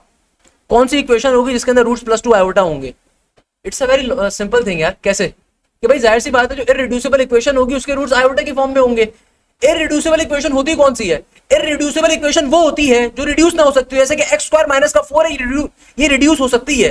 क्योंकि बेटा अगर मैं माइनस के 4 को दूसरी तरफ भेजूंगा वहां पे जाके प्लस का 4 बन जाएगा। तो जब मैं x की वैल्यू निकालूंगा तो मेरा आंसर प्लस माइनस के 2 के बराबर आएगा। मेरा आंसर क्या आ जाएगा? प्लस माइनस के 2 के बराबर। तो दिस इज रिड्यूसिबल, ये रिड्यूसिबल चीज है। मगर x स्क्वायर प्लस का 4 इररिड्यूसिबल टर्म है। क्यों? क्योंकि देखो अगर मैं प्लस के 4 को वहां भेजूंगा माइनस का 4 बनेगा। अब जब मैं अंडर रूट दोनों तरफ अप्लाई करूंगा तो मेरे पास ये बनेगा प्लस माइनस का अंडर रूट के अंदर नेगेटिव का 4, तो आंसर प्लस माइनस का 2 आयोटा आएगा। क्योंकि रूट के अंदर कभी भी नेगेटिव की वैल्यू अगर आ जाए तो आयोटा आ जाता है। Let's the logic again. ये आइस वाला क्वेश्चन दोबारा से आ रहा है। I am not going to solve it यार। सही है, ए की पावर एक्स का क्वेश्चन आ रहा है, कॉमन एक्सपोनेंट का क्वेश्चन है, बहुत दफा फॉर्मूला बता दिया है, रहम करो मुझ पे। सिंपल क्या बन जाएगा? ln a। सही है, ax divided by ln a। Find the equation of a circle with radius 3 unit and passing to the point -4, 1। Okay, ये क्वेश्चन इंटरेस्टिंग है। एग्जामिनर कह रहे हैं कि भाई तुम्हारे पास एक सर्कल आ रहा है, इस सर्कल का तुम्हें एक रेडियस दे दिया। रेडियस क्या दे दिया भैया? 3 के बराबर है फॉर एग्जाम्पल रेडियस। सही है, तो भाई यहां से लेके यहां का डिस्टेंस भी 3 होगा, यहां से लेके यहां का डिस्टेंस भी 3 होगा, डायमीटर 6 का है। एग्जामिनर कहता है कि भाई अगर ये सर्कल पास कर रहा है एक पॉइंट से पास कर रहा है, दैट पॉइंट इज -4, 1, तो ए और आपको इक्वेशन ऑफ सर्कल निकालनी है। तो भाई देखो लॉजिकली एक चीज सोचो ना, रेडियस होता क्या है? सेंटर से लेके किसी भी कोने तक का डिस्टेंस होता है। शायद सेंटर से मैं यहां जाऊं, यहां जाऊं, यहां जाऊं, यहां जाऊं, कहीं पे भी जाऊं, ऐसा ही है। बात लॉजिकली समझ में आ रही है? आपको एक पॉइंट गिवन है, मैं एज्यूम कर लेता हूं ये पॉइंट आ रहा है, लेट सपोज इधर कहीं पे ये पॉइंट है -4, 1। सही है, -4, 1। अब मुझे पता है कि अगर मुझे सेंटर तक आना है तो भाई सेंटर से लेके इस पॉइंट तक का डिस्टेंस क्या है? जाहिर सी बात है रेडियस, जो कि 3 यूनिट के बराबर है। तो भाई मैं दोनों में 3 का इजाफा करता हूं, तो एक दफा -4 प्लस का 3 क्या हो जाएगा? ये हो जाएगा नेगेटिव का 1, और एक दफा 1 प्लस का 3 क्या हो जाएगा? ये हो जाएगा मेरे पास 4 के बराबर। तो मेरे पास यानी कि सर्कल का सेंटर क्या आ गया? कैसे निकाला दोबारा समझ लो बेटा, इंपॉर्टेंट लॉजिक है। ये बन गया -1,4। क्योंकि देखो आपको सर्कल के ऊपर कोई एक पॉइंट गिवन है, अब मुझे नहीं पता पॉइंट कौन सा है, मैंने एज्यूम कर लिया -4,1 आ रहा है, तो ऑब्वियसली -x, y इस तरफ कहीं भी बन रहा है। अब एग्जामिनर कहता है कि भाई तुम्हारे पास रेडियस 3 यूनिट्स के बराबर है, तो सेंटर से लेके किसी भी कोने का डिस्टेंस रेडियस होता है। तो मैंने ये जो पॉइंट गिवन है इस पॉइंट में 3 यूनिट डालूंगा, तो अल्टीमेटली मैं सेंटर तक पहुंच जाऊंगा ना भाई। पॉइंट में जब मैं 3 यूनिट डालूंगा तो मैं सेंटर तक पहुंच जाऊंगा। सेंटर की वैल्यू आ गई। अब क्वेश्चन सॉल्व कर लो, इक्वेशन निकाल लो। इक्वेशन निकालने का फॉर्मूला x माइनस a का होल स्क्वायर। तो भाई ये a है, ये b है, x माइनस a का होल स्क्वायर तो -1, ये प्लस का 1 बन गया, प्लस का साइन, फिर y माइनस b का होल स्क्वायर, तो y माइनस का b का होल स्क्वायर इक्वल टू के बाद r स्क्वायर, r 3 के बराबर है, 3 का स्क्वायर इज 9। क्वेश्चन हमारा फाइनली सॉल्व हो जाएगा। सिंपल है भाई, ये क्वेश्चन की लॉजिक थी। अगर फर्दर सिंप्लीफाई करने को एग्जामिनर कहता है फर्दर सिंप्लीफाई कर दीजिएगा। नेक्स्ट क्वेश्चन में एग्जामिनर कहता है tangent theta plus cot theta किसके बराबर होगा? अब डिपेंड करता है क्वेश्चन की लॉजिक क्या आ रही है। टेंजेंट नॉर्मली बराबर होता है हमारे पास किसके? Sine theta divided by cos theta के। अच्छा यही क्वेश्चन आ रहे हैं ना? सही है। अच्छा ये देखो ना, ये क्वेश्चन हमारे पास यही वाले आ रहे हैं। तो टेंजेंट किसके बराबर होता है? साइन डिवाइडेड बाय कॉस के। कॉट बराबर होता है कॉस डिवाइडेड बाय साइन के। एलसीएम ले लो भैया, जो एलसीएम लेना है आपको। तो क्या बन जाएगा? नीचे आ जाएगा कॉस इंटू साइन, ऊपर आ जाएगा साइन का स्क्वायर प्लस कॉस का स्क्वायर। सही है, sine square plus cos square 1 हो गया। नीचे आ गया कॉस और साइन, तो 1 बाय कॉस और 1 बाय साइन क्या हो जाएगा? 1 बाय कॉस होता है किसके बराबर? सेक के, और 1 बाय साइन किसके बराबर होता है? कॉस सेक के। सिंपल तरीके डायरेक्टली सॉल्व हो गया। मैं नोटेशंस के ऊपर सॉल्व कर लिया यार। डायरेक्शन ऑफ कोसाइन का क्वेश्चन आया। देखो हमारे पास जो नेक्स्ट क्वेश्चन आ रहे हैं ना, इसमें एग्जामिनर कह रहे हैं डायरेक्शन ऑफ कोसाइन बताइए 2i + 2j - के। आपको इसकी डायरेक्शन ऑफ क्या बतानी है? डायरेक्शन ऑफ कोसाइन का क्वेश्चन आ रहा है। तो भाई हमें पता है डायरेक्शन ऑफ कोसाइन कैलकुलेट करने का फॉर्मूला क्या होता है। डायरेक्शन ऑफ कोसाइन निकालने के लिए अगर तो आपको कॉस अल्फा के लिए निकालनी है, तो जाहिर सी बात है ऊपर क्या आएगा? ऊपर आपके पास आएगा सिंपल a का a, यानी कि x कह लो, x कंपोनेंट कह लो, और नीचे आ जाएगा मेरे पास जो भी मेरा ओरिजिनल वेक्टर आ रहा है उसका मैग्नीट्यूड। अगर मुझे सिंपल तरीके से कॉस बीटा के लिए कैलकुलेट करनी है तो डेट विल y कंपोनेंट आएगा, नीचे डिवीजन के अंदर आपके पास जो भी आपका ओरिजिनल वेक्टर आ रहा है उसका मैग्नीट्यूड आ जाता है। और अगर मुझे z कंपोनेंट के लिए करनी है तो बेटा क्या बन जाएगा? ये हो जाएगा सिंपल तरीके से cos z is equal to, यहाँ पे आ जाएगा z कंपोनेंट और नीचे आ जाएगा सिंपल मेरे ओरिजिनल वेक्टर का magnitude. It's a very simple thing. अब आपको अगर डायरेक्शन ऑफ कोसाइन के ऊपर मूविंग करनी है, सबसे पहले आप क्या निकालोगे? अपने ओरिजिनल पर्टिकुलर वेक्टर का, जो भी आपका ओरिजिनल वेक्टर आ रहा है उस वेक्टर का मैग्नीट्यूड कैलकुलेट कर लोगे। तो भाई मैं वेक्टर ए का अगर मैग्नीट्यूड निकालना चाहता हूं, let me change the colour of my pen, तो ये बन जाएगा 2 का स्क्वायर इज 2 स्क्वायर, फिर जे कंपोनेंट 2 आ रहा है तो 2 का स्क्वायर, के कंपोनेंट -1 आ रहा है और -1 का स्क्वायर +1 होगा क्योंकि स्क्वायर लेना है ना आपने। तो 2 का स्क्वायर 4, 2 का स्क्वायर 4 और 8 प्लस का 1 9, तो √9 बराबर होता है 3 के। तो भाई सिंपल तरीके से कॉस अल्फा की वैल्यू क्या आ जाएगी, कॉस अल्फा की वैल्यू आ जाएगी x divided bye a magnitude. तो x का मतलब होता है i कंपोनेंट, तो ये बन जाएगा 2 डिवाइडेड बाय 3। कॉस बीटा की वैल्यू क्या आ जाएगी बेटा, ये आ जाएगी y divided by a magnitude, y का मतलब j कंपोनेंट, तो ये बन जाएगा 2 divided by again 2 divided by मेरे पास सिंपल तरीके से 3, और कॉस z या कॉस गामा कह लो इसको, किसके बराबर आएगा, z कंपोनेंट यानी कि नेगेटिव का 1 divided bye again magnitude of vector that will be negative 1/3। तो मेरे पास डायरेक्शन ऑफ कोसाइन सिंपल क्या आ जाएगी, 2/3 2/3 नेगेटिव का 1/3, डायरेक्शन ऑफ कोसाइन आ गई, simple is that. Next question is a very interesting question. Examiner कहता है find the sum of the series, find the sum of the series, और sum क्या given है आपको, p minus q plus p minus 2q, p minus 3q, p minus 4q और up till p minus 12q, आपको series का सम निकालना है। अच्छा, इसको सॉल्व करने का आसान तरीका क्या है भाई, सीरीज का सम निकालना है।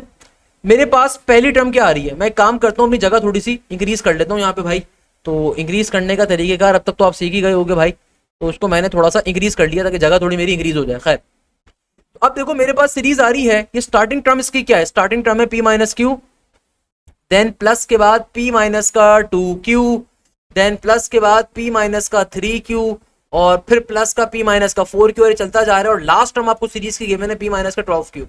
ओके, तो अगर मैं कॉमन डिफरेंस चेक करना चाहूं तो second term minus first term, p minus का 2q माइनस का p माइनस का q, तो जाहिर सी बात है जब नेगेटिव साइन ओपन होगा तो p से p कट गया, और नेगेटिव 2q प्लस का q, तो ये नेगेटिव का q का कॉमन डिफरेंस आ रहा होगा। कॉमन डिफरेंस इसका आ रहा होगा मेरे पास सिंपल तरीके से, कॉमन डिफरेंस मेरे पास आना चाहिए नेगेटिव के q का। अगर मैं इसको भी चेक कर लूं तो p माइनस का 3q माइनस का p माइनस 2q, इसको भी चेक कर लेते हैं। तो p से p कट गया, नेगेटिव 3 की नेगेटिव का 3q प्लस का 2q अगेन, तो जाहिर सी बात है यहाँ पे भी क्या हो जाएगा, नेगेटिव का q का आएगा, तो यानी कि कॉमन डिफरेंस सिमिलर है।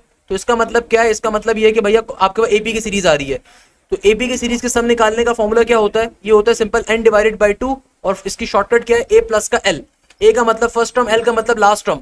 हमारे पास n किसके बराबर है, अच्छा n आपको डिफाइन नहीं करा हुआ, तो n यानी कि नंबर ऑफ टर्म्स हैं। हमें इस क्वेश्चन के अंदर अभी तक n नहीं बताया हुआ, मगर हम n वैसे कैलकुलेट कर सकते हैं। कैसे, अरे भाई लॉजिकल सोचो ना, पहली टर्म तुम्हारी पास क्या थी, p माइनस का q, फिर p माइनस का 2q, फिर p माइनस का 3q, और ये चलता जा रहा है आगे कहां तक, p माइनस 12q तक, यानी कि 12वीं टर्म आ रही है। थोड़ा अकल को इस्तेमाल करो कि भाई तुम्हारे पास पहली टर्म क्या थी, p माइनस का q, फिर p माइनस 2q, फिर p माइनस 3q, तो आपकी 3 टर्म्स ये हो गई। इसके बाद क्या, p माइनस का 4q, फिर p माइनस का 5q, फिर p माइनस का 6q, और अब टिल p माइनस के 12q तक जा रहे हैं। तो n की वैल्यू क्या, 12 के बराबर है, तो n की जगह पे 12 आ गया, डिवीजन में 2 का 2, a बराबर है किसके, a बराबर है p माइनस q के। अच्छा यार आई एम सॉरी, मैंने शॉर्टकट फॉर्मूला इस्तेमाल किया, हमें कॉमन डिफरेंस इस्तेमाल ही नहीं होता, d हमने ऐसे ही निकाल लिया। खैर बट डी निकालने का फायदा ये हमें पता चल गया एपीए के जीपी, हमें ये पता चल गया कम से कम। फिर आगे है लास्ट टर्म, लास्ट टर्म क्या आ रही है, लास्ट टर्म आ रही है p माइनस का 12q।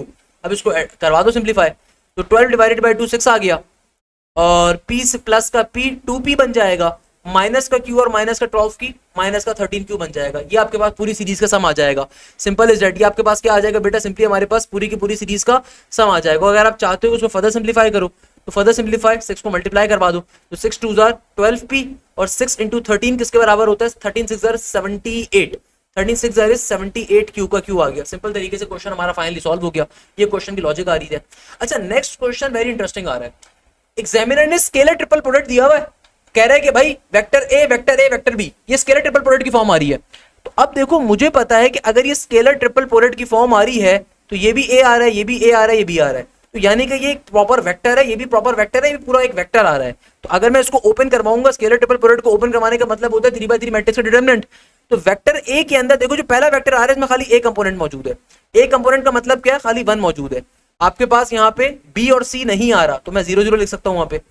और सेकंड वेक्टर के अंदर मेरे पास देखो अगेन ए आ रहा है, तो यहाँ पे क्या आ जाएगा, 0 0 आ जाएगा। थर्ड वेक्टर के अंदर मेरे पास ए नहीं आ रहा, तो बी मौजूद है और सी मौजूद नहीं है, तो 0 आ जाएगा। अब इसका डिटरमिनेंट क्या होगा, इसका डिटरमिनेंट होगा मेरे पास सिंपल तरीके से पहली रो के रेफरेंस अगर एक्सपेंड करवाता हूं तो ये बन जाएगा सिंपल 1 1 0 0 और 1 1 के बराबर ही आएगा। क्योंकि देखो आगे तो आपको लेने की जरूरत ही नहीं ना, ये सेकंड एलिमेंट भी 0 है, थर्ड एलिमेंट भी 0 है, ये तो सिंपल 1 ही आ रहा होगा, सिंपल 1 के बराबर ही आएगा आंसर। तो भाई अगर तो स्केलर ट्रिपल प्रोडक्ट का क्वेश्चन गिवन है, स्केलर ट्रिपल प्रोडक्ट के भाई नॉर्मली ऐसे क्वेश्चन आते हैं, मैंने वेक्टर्स के अंदर आपको ये वाले क्वेश्चन टॉपिक पढ़ाए हुए, इसकी शॉर्टकट भी सिखाई हुई है वाली कि भाई अगर आपके पास स्केलर ट्रिपल प्रोडक्ट आ रहा हो पहले वाले वेक्टर्स के जो कंपोनेंट्स गिवन उनको लिखो पहली रो के अंदर, दूसरे वेक्टर के जो कंपोनेंट होते हैं दूसरी रो में जाते हैं, तीसरे वेक्टर के कंपोनेंट तीसरी रो में जाते हैं। That's the logic of this question, that's the logic, ABC simple answer आ जाएगा। अच्छा भाई अगले बच्चा हमारे पास आ रहा है मैं हूं, अब पता नहीं इनका नाम है मैं हूं ना, सही है ना। अल्हम्दुलिल्लाह पेपर इजी था, जो आपने पढ़ाया था उसमें से आया, पर अनफॉर्चुनेटली जब मैं बैठा तब मैं सब का सब कुछ बोलूंगा रिकवरी होना ओनली आईक्यू में, जब मैं बैठा तब मैं सब कुछ भूल गया, रिकवरी हुई ओनली आईक्यू में। मेरा पहला सवाल ही एडवांस मैथ्स का था और दूसरा बेसिक मैथ्स का था फॉर आईक्यू, फिर आईक्यू थी और इंग्लिश थी, बाकी टेस्ट अल्हम्दुलिल्लाह से अच्छा हो गया। तो मेरी तरफ से बहुत सारी दुआएं बेटा आपके लिए। नुमान महमूद फरमाते हैं कि सर आज टेस्ट के अंदर 3 क्वेश्चन बायनोमियल थ्योरम के टर्म इंडिपेंडेंट वाले आए हुए थे। अरे मेरे प्यारे शागिर्द हो, टर्म इंडिपेंडेंट ऑफ एक्स की मैंने एक शॉर्टकट आपको सिखाई थी, बड़ी बेहतरीन शॉर्टकट है, कहीं नहीं मिलेगी। क्या शॉर्टकट है? Are is equal to np minus का एम, और नीचे डिवीजन के अंदर क्या था? पी प्लस का क्यू। ये शॉर्टकट कहीं और नहीं मिलने वाली भाई, पहले बता रहा हूँ। 60-60 हजार रुपए देके किसी कोचिंग में बैठे होगे, वहां भी ट्रिक्स सिखाई जाती। तो भाई इस शॉर्टकट को याद कर रख लो अपने जहन में, कभी भी रिक्वायर्ड पावर ऑफ एक्स का क्वेश्चन आ जाए, टर्म इंडिपेंडेंट ऑफ एक्स का क्वेश्चन आ जाए, शॉर्टकट सबसे बेहतरीन है। एन का मतलब होता है नंबर ऑफ टर्म्स, पी का मतलब होता है पहले वेरिएबल के अंदर फर्स्ट टर्म में जो वेरिएबल आ रहा है उसकी पावर, क्यू का मतलब होता है सेकंड टर्म में जो वेरिएबल आ रहा है उसकी पावर, और एम कहते हैं रिक्वायर्ड पावर ऑफ एक्स को। सही है। इसके अलावा 2 रेफरेंस एंगल वाले क्वेश्चन आए हुए थे 3π/11 जैसे कि 3π/11, वेरी गुड, रेफरेंस एंगल वाला मेरा शागिर्द है भाई। और आपकी आगे कह रहा है बच्चा मुझसे सर टेंजेंट का पीरियड पूछा हुआ था। तो भाई बेसिक चीज है, साइन का या कॉस का जो स्टैंडर्ड पीरियड होता है 2π होता है, टेंजेंट का स्टैंडर्ड पीरियड होता है बेटा पाई के बराबर, सिंपल इज दैट। आगे बच्चा कह रहा है, अच्छा अब ये इस बच्चे ने अपने मैराथन के मुझे क्वेश्चन बताए हुए, सर आपकी मैराथन से ये वाले क्वेश्चन रिपीट हुए थे। The term independent of x number 72 पे क्वेश्चन करवाया था, term independent of x + 1 divided by x whole power 10 का। तो ये आपके पास देखो मेरी शॉर्टकट भी इस्तेमाल करी हुई है, r is equal to np minus m divided by p plus का क्यूब। फिर टर्म इंडिपेंडेंट ऐसा क्वेश्चन आया हुआ था मैराथन के अंदर 72 नंबर के ऊपर आ रहा है। फिर 98 नंबर के ऊपर 2024 की या पता नहीं 25 की मैराथन थी, 98 नंबर के ऊपर सीक्वेंस गिवन था 6, 10, 16, 24, 34, 46, ये आपके पास आया हुआ था। इसके अलावा आपके पास एक और क्वेश्चन बच्चे ने कोई शेयर किया तो क्वेश्चन कट गया, अच्छा उसने 98 ही शेयर किया है। तो 98 वाला क्वेश्चन मेरे पेपर में आया था, यहाँ पे मैराथन में कवर करवाया हुआ है, नंबर 98 था। तो 2024 की मैराथन के नंबर 98 पे जाइएगा, क्वेश्चन आपको मिल जाएगा। अच्छा एक और क्वेश्चन मैराथन का क्वेश्चन है 2024 का 108वां नंबर। देखो पढ़ने वाला बच्चा इसे कहते हैं, ये पढ़ने वाले बच्चों की निशानी होती है। उसने मैराथन में प्रॉपर कितनी खूबसूरती से मैराथन लिखी है यार, मतलब ये उसने एक गुलाब भी वो भी बनाया हुआ है, बादल भी बनाया हुआ है भाई, ये होता है पढ़ने वाले बच्चे। देखो मैं नॉर्मल सी बात बता रहा हूँ, शायद मैं भी इतना नहीं पढ़ता हूँ, I was an A1 grade student, but इतना नहीं पढ़ता हूँ कि मैं ऐसे फील बोर्डे बनाऊं।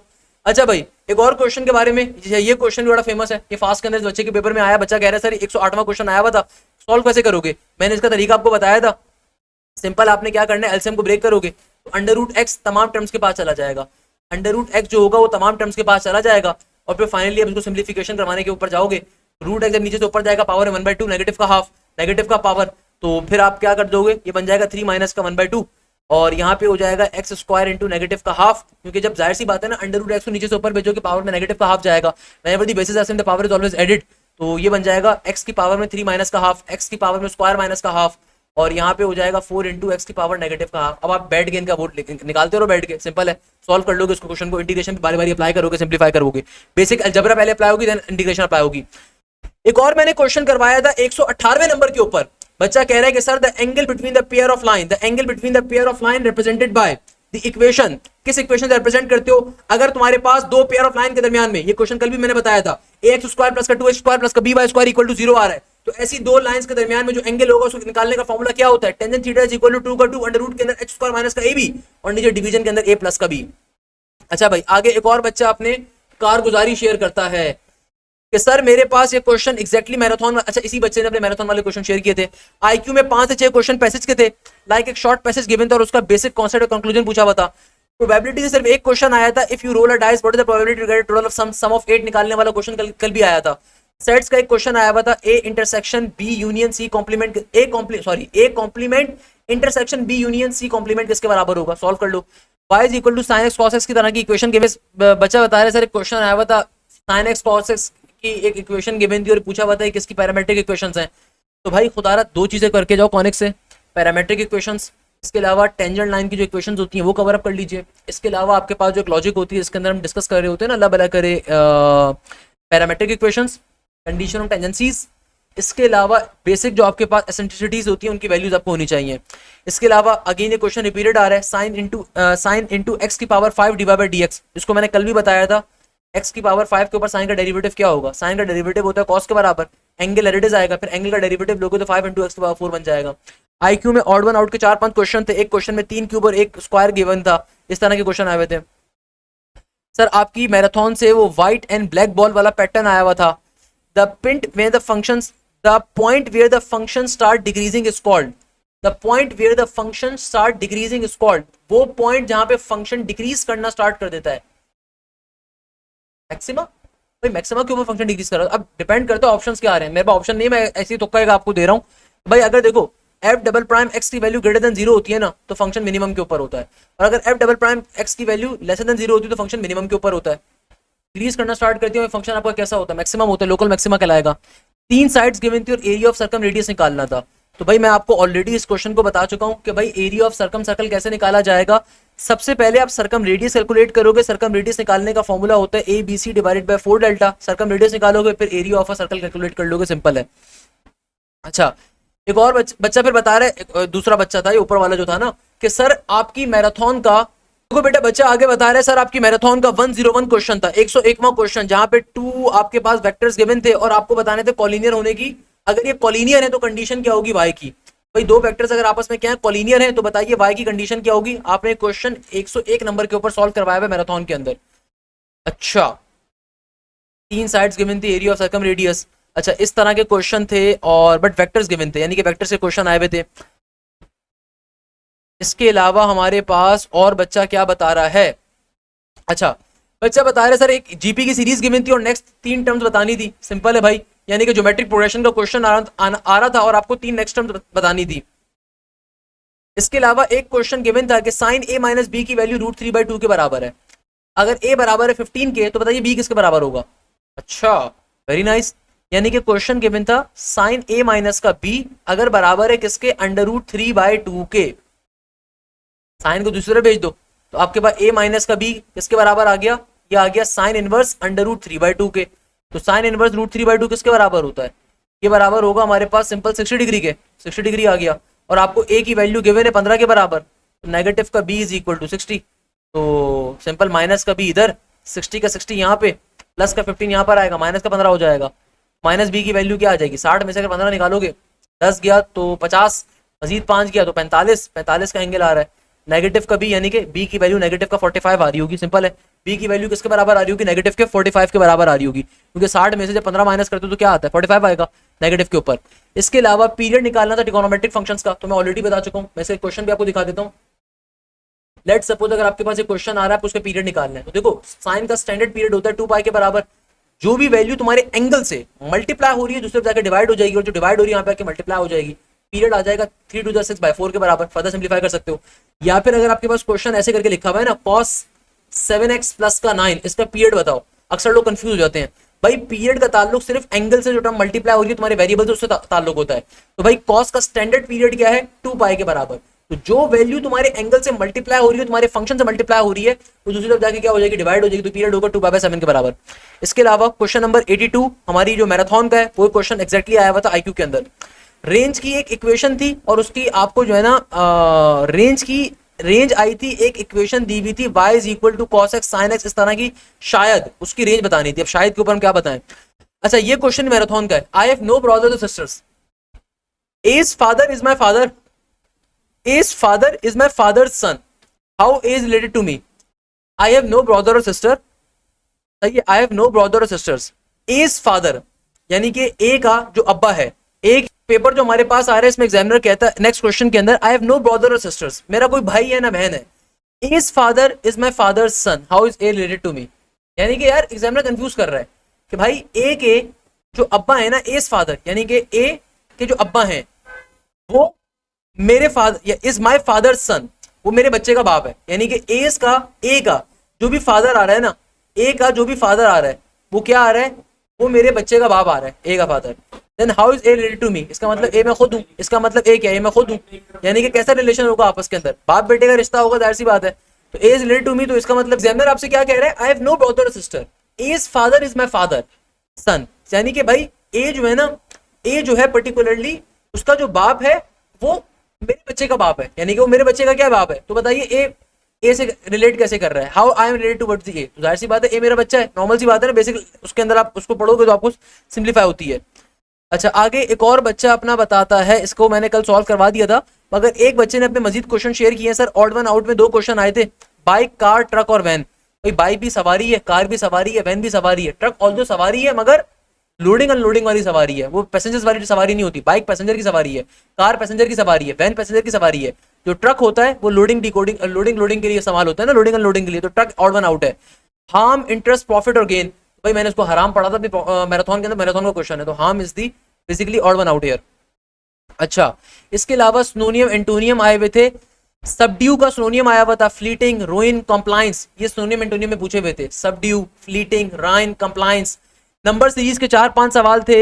इसके अलावा इफ फैमिली ऑफ 9 पीपल, ये क्वेश्चन आया हुआ है, इसमें कह रहा है कि if family of 9 people spend 4800 रुपए इन 8 दिनों के अंदर, how much will a family of 24 spend in 16 days. Okay यानी कि डबल कर दिया ना एक तरीके से उन्होंने, लोग भी डबल कर दिए और यहाँ पे हमारे पास पर्टिकुलरली बंदे भी डबल हो गए। वैसे चीज आ रही है भाई, तो सॉल्व किस पैटर्न के ऊपर हम करेंगे। अब देखो इसमें 2 चीजें आ रही हैं। सबसे पहले नंबर के ऊपर अगर मैं एक काम देखूं ना, मैं क्या देख सकता हूं यहाँ पे, मैं ओल्ड एक्सपेंस देख सकता हूं। अगर मैं अपना ओल्ड एक्सपेंस देखूं कि मेरा ओल्ड एक्सपेंस क्या आ रहा है, मेरा ओल्ड एक्सपेंस कितना बनता है, कि भाई देखो एक्सपेंस निकालने का वैसे फॉर्मूला क्या होता है, एक्सपेंस निकालने का फॉर्मूला होता है पीपल इंटू डे। नॉर्मल सी बात है, टोटल एक्सपेंस आपका कैसे आएगा, पीपल इंटू डेज के ऊपर आएगा। तो अगर मेरे पास पहले 9 लोग थे और ये 9 लोग कितने जा रहे थे भाई, 8 दिनों में काम कर रहे थे। 9 लोग अगर हमारे पास 8 दिनों के अंदर गुजर बुजर करते थे 4800 के अंदर, तो 9 इंटू 8 किसके बराबर होता है, 72 के बराबर होता है। ओके और मेरी पहले की रिक्वायरमेंट ये थी कि भाई पहले मेरे सिर्फ 4800 रुपए इस्तेमाल हो रहे थे। अब क्या कह रहा है एग्जामिनर कि जो मेरी न्यू फैमिली आ रही है ना, जो मेरी न्यू फैमिली में 24 लोग हैं, उसमें 24 हैं और 16 दिन है, तो मेरी न्यू एक्सपेंस क्या होगा, मेरी न्यू रिक्वायरमेंट क्या है। मेरी न्यू रिक्वायरमेंट एक तरीके से आ रही है, जब की बारी में 24 लोग हैं और दिन कितने हैं 16, तो 24 इंटू 16 किसके बराबर आएगा, 24 को मैंने ऊपर रखा, 16 को यहाँ पे रखा, 4 6 इज 24 का 4 2 कैरी 6 2 12 और 12 में 2 का इजाफा तो 14, क्रॉस का क्रॉस 4 1 4 2 1 2, तो ये बन जाएगा 4 4 और 4 8 2 1 3, तो यानी कि अब की बारी में आ गया 384 के बराबर, यानी कि न्यू रिक्वायरमेंट जो आ रही है 384 की आ रही है। अब देखो मेरे पास पहले क्या था, एक्सपेंस निकालने का देखो फॉर्मूला क्या होता है, एक्सपेंस का फॉर्मूला होता है आपके पास पीपल मल्टीप्लाई बाय डेज, ये एक्सपेंस का फॉर्मूला है, सिंपल है कि भाई टोटल एक्सपेंस क्या होता है पीपल इंटू डेज के बराबर। ये डायरेक्टली प्रोपोर्शनल होता है ना, जो आपका एक्सपेंस होता है डायरेक्टली प्रोपोर्शनल एक तरीके से आपके number of people into number of days के ऊपर। तो मेरे पहला एक्सपेंस ये था कि भाई पहले 9 लोग थे और खाली 8 दिनों के लिए जो खाना पीना वो करते थे 4800 में करते थे। अब न्यू रिक्वायरमेंट क्या होगी, वो कैलकुलेट करने के ऊपर हम जा रहे हैं कि भाई अगर मेरी फैमिली 24 लोगों की हो जाए, सही है ना भाई, 24 लोगों की 10-12 बच्चे हैं भाई, 3-4 10 24 लोगों की फैमिली अगर हो जाए पूरे खानदान की, और हमें 16 दिनों का काम करना है, तो 24 को 16 से मैंने मल्टीप्लाई किया 384 आ गया। अब देखो मैं न्यू एक्सपेंस निकालूंगा कैसे, मैं न्यू एक्सपेंस कैलकुलेट करूंगा कि देखो मेरा जो न्यू रिक्वायरमेंट आ रही है वो 384 की आ रही है, इसको डिवाइड करवा देता हूं इसके साथ, ताकि मुझे क्या मिल जाएगा, मुझे एक एवरेज मिल जाएगा। तो 384 डिवाइडेड बाय 72 करेंगे और मल्टीप्लाई में जो पुराना खर्चा था वो किसके बराबर था, 4800 के बराबर था। सही है ना, एक आसान तरीका सॉल्व करने का है। इसको अगर मैं सिंप्लीफाई करवाऊं क्या करें, 2 का टेबल पढ़ लें, 6 7 that is 42 डायरेक्टली, बल्कि 6 का टेबल पढ़ लेते ना यार, 6 7 that is 42 and we know this thing कि 6 into 8 क्या हो जाएगा, 48 हो जाएगा। 6 का टेबल पढ़ लेंगे यार, डायरेक्टली आसान तरीका क्या है, 6 का टेबल आप पढ़ लीजिए। तो 6 12 that is 72 and 6 6 8 that is 48, 2 0 के 2 0 आ गए।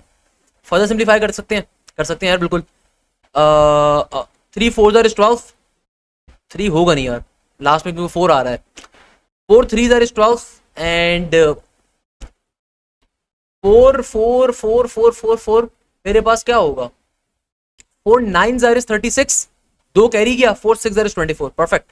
3 1 that 3 3 3 that 9 and 3 2 that is 6, तो 32 को मल्टीप्लाई करवाना है 800 के साथ, 800 के साथ। ओके तो 32 को 2 0 के 2 0 रेडिस आ गए, 8 2 that 16 का 6 और 1 कैरी, और 8 3 that is 24 और 125, तो 25,600 के करीब हमारे आंसर आता है। किसके बराबर आता है, 25,600 के करीब का मेरा आंसर आ रहा है। उसके पीछे रीजन क्या है कि यानी कि भाई न्यू रिक्वायरमेंट मेरी क्या आ रही है 25,600 की। भाई एक तरीका सॉल्व करने का देखो ये आ रहा है, नहीं तो वैसे आप एक और तरीके में भी सॉल्व कर सकते हो। एक और तरीके में सॉल्व वैसे कर सकते हो कि अगर 9 लोग 8 दिनों के अंदर 4,800 खा रहे हैं, 9 लोग 8 दिनों में अगर 4,800 का खाना खा रहे हैं, तो आप पहले एक बंदे का निकाल लो एवरेज क्या आ रहा है, तो 4800 को अगर आप 9 पे डिवाइड करवा दो उससे एक बंदे की कैपेसिटी आ जाएगी, और ये 8 दिनों की आ रही है, भाई जाहिर सी बात है हमें चूंकि 16 दिनों के लिए काम करना है, डबल से मल्टीप्लाई भी करवा दोगे बाद में, तो उससे भी आंसर मेरे ख्याल में वही आना चाहिए आपका। करके चेक कर सकते हो अगर आप करना चाहो कि यार अगर मैं आपसे कहता हूँ कि 4800 लोग जो है ना, ये 9 लोग मिलके खा रहे हैं, तो एक बंदा के एवरेज क्या आएगा, निकाल लो यार एक दफा। 4800 को अगर मैं 9 पे डिवाइड करता हूँ, 9 के टेबल के अंदर 48 आता है, नहीं आता, 5 9 दैट इज 45 हुआ, मेरे को ऐसे करना पड़ेगा, तो मैं इसको 48 का 9 को यहाँ पे रखा, 9 5 दैट इज 45, और कितना बचा, 3 बच गया, ऊपर वाला जीरो नीचे आ जाएगा, 9 9 9 9 9 3 सारे 27, तो 9 3 दैट इज 27, अगेन 3 बच गया, फिर जीरो नीचे आया, फिर आपके पास 9 3 दैट इज 27, चलती जाएगी फनकारी, तो 53.3333 आ रहा है, यानी कि 533.3333 आप कंसीडर कर लो रफ स्टेट पे 534 आ रहा है लेट्स सपोज, यानी कि एक बंदे का 8 दिनों में खाने का खर्चा है 534 एक बंदे का। हमें क्या करना है, हमारी फैमिली हो रही है 24 लोगों की, तो मैंने एवरेज के ऊपर 534 रखा, ये एक बंदे के खाने का खर्चा है, एक बंदे का 8 दिनों में खाने का खर्चा है 534। अगर मुझे 24 लोगों के लिए निकालना है, जाहिर सी बात है 534 को आप 24 से मल्टीप्लाई करोगे और ये 8 दिनों का भी आएगा, तो हमें चूंकि 16 दिनों के लिए निकालना है, तो 8 का डबल होता है 16, 2 से मल्टीप्लाई करवा दो, तो आपका आंसर वही आना चाहिए। अगर आप 534 को 24 इंटू 2 क्या बन जाएगा, 4 2 8 इंटू 2 4, तो 534 को 48 से मल्टीप्लाई करोगे, इससे भी आंसर वैसे 25,600 के करीब करीब ही आना चाहिए। मैं चेक करके आपको बता देता हूँ कि इससे भी आंसर सेम ही आएगा, लॉजिक पर डिपेंड करता है। 4 8 32 का 2 4 कैरी, और 8 3 इज 8 24 में 4 का इजाफा, 27 का 7 और 2 कैरी, क्रॉस का क्रॉस, 4 4 16 का 6 और 1, 4 3 12 और 1 13 का 3 और 1, 4 5 20 और 1 21।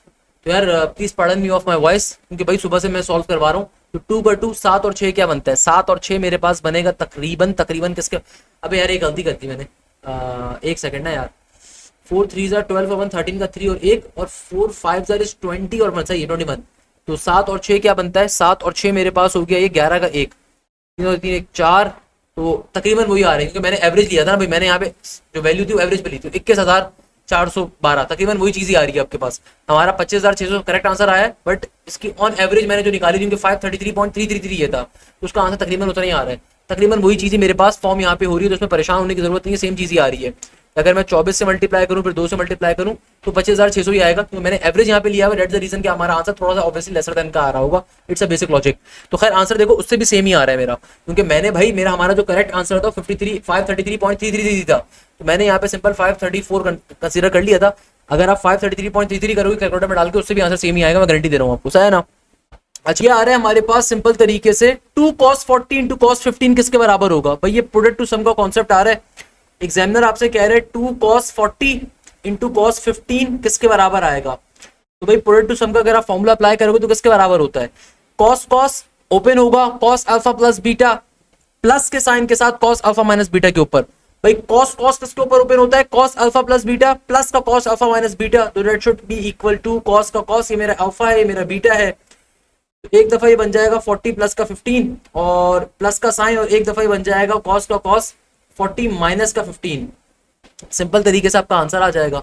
तो क्या बन जाएगा, ये हो जाएगा मेरे पास cos का cos 40 प्लस का 15, 40 प्लस 1 50 55, और एक दफा ये हो जाएगा cos का cos 10 गया 30 5 गया 25, 10 गया 30 5 गया 25, तो cos 25 बन जाएगा, ये मेरा आंसर होगा।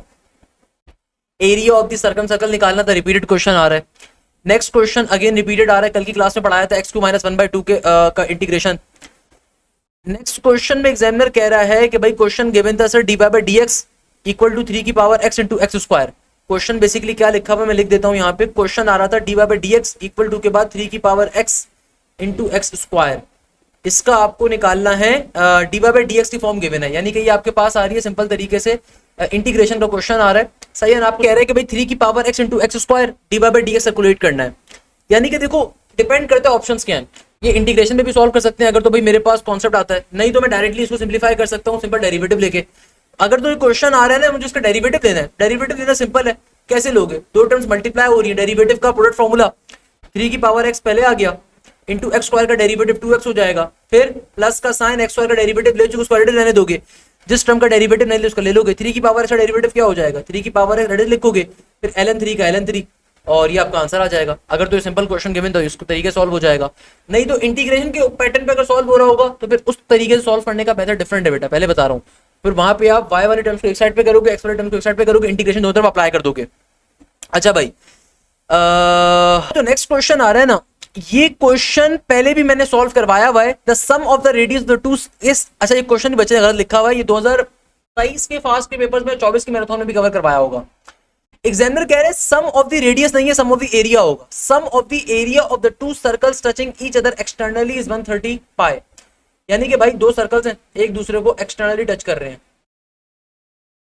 सही है ना, ये दो सर्कल्स आए हैं दूसरे को एक्सटर्नली टच कर रहे हैं, ये पहले वाले का सेंटर है और ये दूसरे वाले का रेडियस और सेंटर आ रहा है। तो एग्जामिनर कहता है sum of the area of the two circle touching each other, तो पहले वाले का एरिया और दूसरे वाले सर्कल का एरिया ये बराबर है किसके, 130 पाई के बराबर है।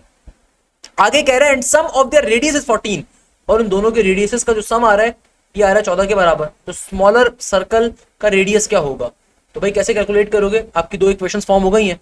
एरिया निकालने का फॉर्मूला पाई आर 1 का स्क्वायर, ये पाई आर स्क्वायर फॉर्मूला होता है, दूसरे वाले के लिए पाई आर 2 का स्क्वायर इक्वल टू के बाद 130 पाई, एक इक्वेशन ये बन गई, एक इक्वेशन बन गई r1 plus r2 is equal to 14।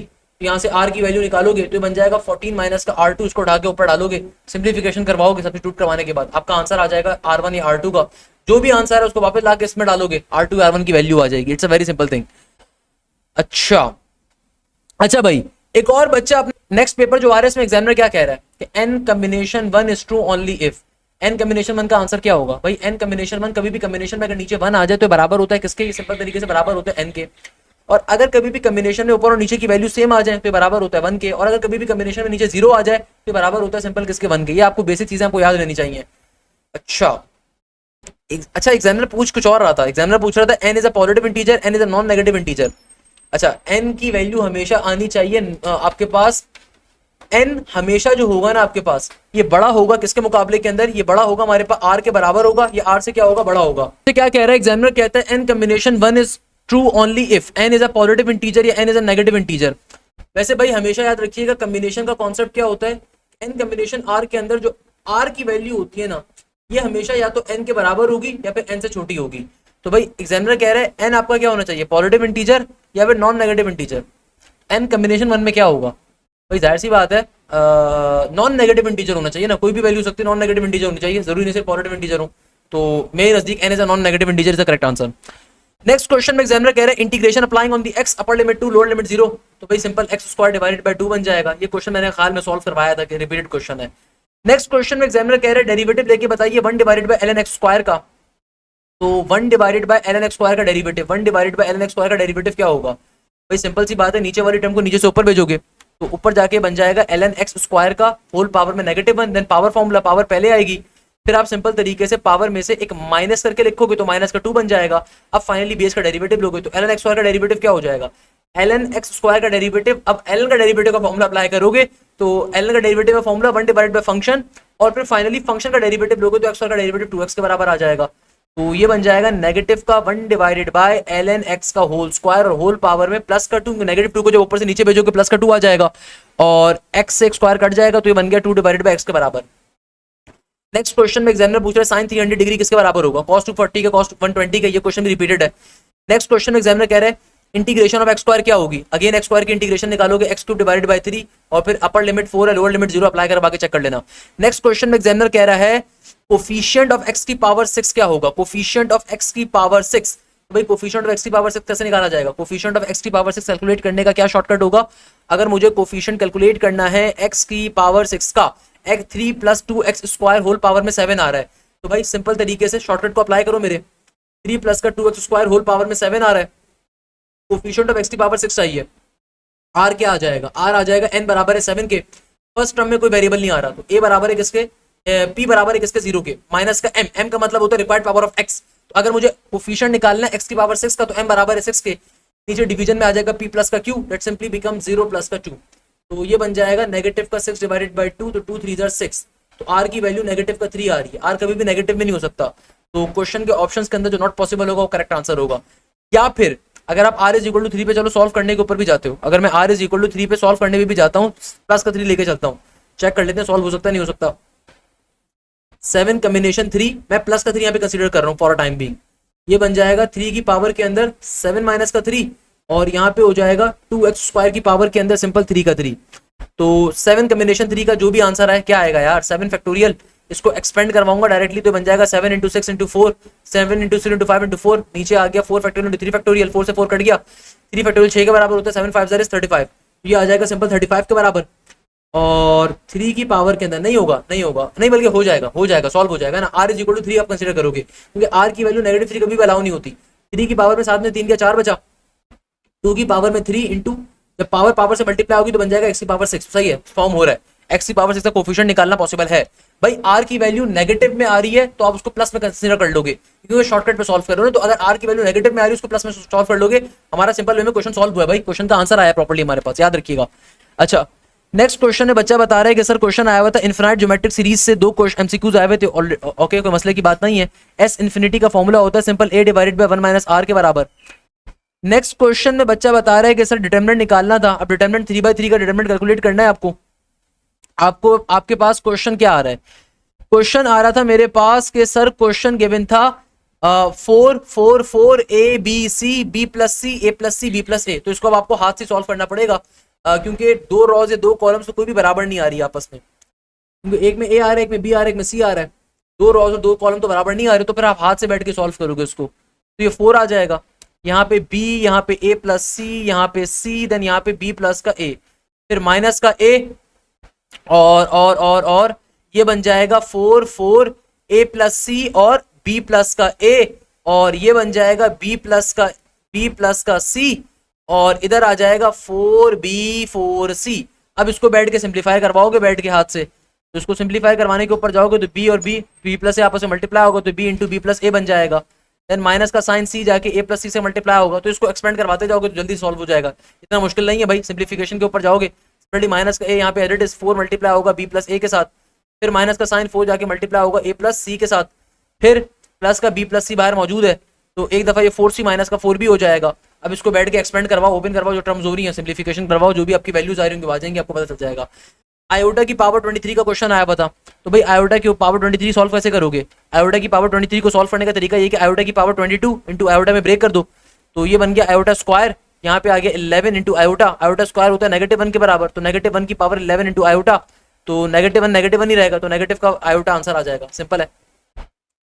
Next question के अंदर एग्जामिनर कह रहा था कि सही हमारे पास एक क्वेश्चन गिवन था, अब देखो हमारे पास जो नेक्स्ट क्वेश्चन आ रहा है ना, इसमें एग्जामिनर ने एक सर्कल दिया हुआ है और सर्कल के अंदर एक ट्राइंगल दिया हुआ है, और यहाँ पे सर्कल का सेंटर आ रहा है पॉइंट O के ऊपर, तो एग्जामिनर कह रहा है O से लेके E का जो डिस्टेंस है वो सेम डिस्टेंस E से लेके B का भी आ रहा है, और C से लेके E का, यानी कि ये वाला डिस्टेंस 4 के बराबर है, ओके, और D से लेके E का जो डिस्टेंस आ रहा है ये 3 के बराबर आ रहा है। तो एग्जामिनर मासूमाना अंदाज में फरमाते हुए कहता है कि बताइए रेडियस क्या होगा सर्कल का, ओके, हमें सर्कल का रेडियस निकालना है।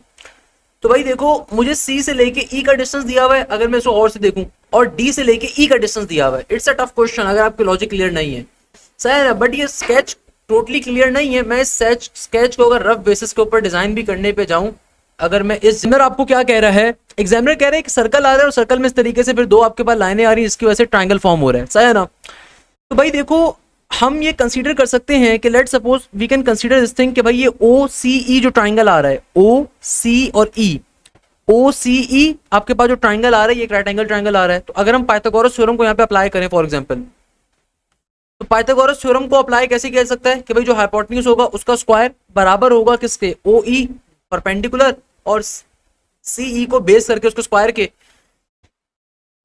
तो चूंकि एग्जामिनर ने कहा है कि O से लेके E का डिस्टेंस ये वाला, और E से लेके B का डिस्टेंस, E से लेके B का डिस्टेंस आपस में बराबर है, सही है ना, उसको मैं x के बराबर कह देता हूं फॉर एग्जांपल, तो ये क्या बन जाएगा OC का स्क्वायर बराबर आ जाएगा x स्क्वायर, और C से लेके E का डिस्टेंस हमें ऑलरेडी गिवन है 4 के बराबर, तो 4 का स्क्वायर है 16, तो x स्क्वायर प्लस 16 मेरे पास ये वैल्यू बन गई। अब अगर मैं O से लेके B को देखूं, अब अगर मैं O से लेके B को सर्च करूं तो O से B क्या होगा, जाहिर सी बात है OE और EB भाई ओ ई और ई बी आपस में बराबर है ना, तो कंप्लीट ओ से लेके बी तक का डिस्टेंस क्या होगा, जाहिर सी बात है 2 टाइम्स के बराबर होगा। ओ से लेके बी के डिस्टेंस क्या होगा, 2x के बराबर होगा, क्योंकि दोनों डिस्टेंस बराबर है, x प्लस एक्स बन जाएगा ना, क्योंकि भाई ओ ई और ई बी आपस में x के बराबर है, तो ओ ई और ओ से लेके बी का कंप्लीट डिस्टेंस क्या होगा, 2x के बराबर होगा। तो अब अगर आप इसको सिंप्लीफाई करवाने के ऊपर जाते हो, चूंकि एग्जामिनर कह रहे हैं कि ओसी और ओबी आपस में बराबर हैं, अगर मैं देखूं तो ओ से लेके सी का डिस्टेंस और ओ से लेके बी का डिस्टेंस, ओ से लेके सी का डिस्टेंस और ओ से लेके बी तक का डिस्टेंस आपस में बराबर होना चाहिए, क्योंकि ट्राइंगल सेम फॉर्म हो रहा है। तो जाहिर सी बात है भाई, ओ से लेके बी का और ओ से ली का डिस्टेंस अगर सिमिलर है, तो ओ से लेके सी को हमने कहा था एक्स स्क्वायर प्लस 16 के बराबर, तो इन दोनों को कंपेयर करवाओगे, आपके पास फाइनली रेडियस आ जाएगा, रेडियस यानी कि सर्कल का सेंटर आ जाएगा, जो कि किसके बराबर होगा, ओ से लेके बी का डिस्टेंस होगा हमारे पास।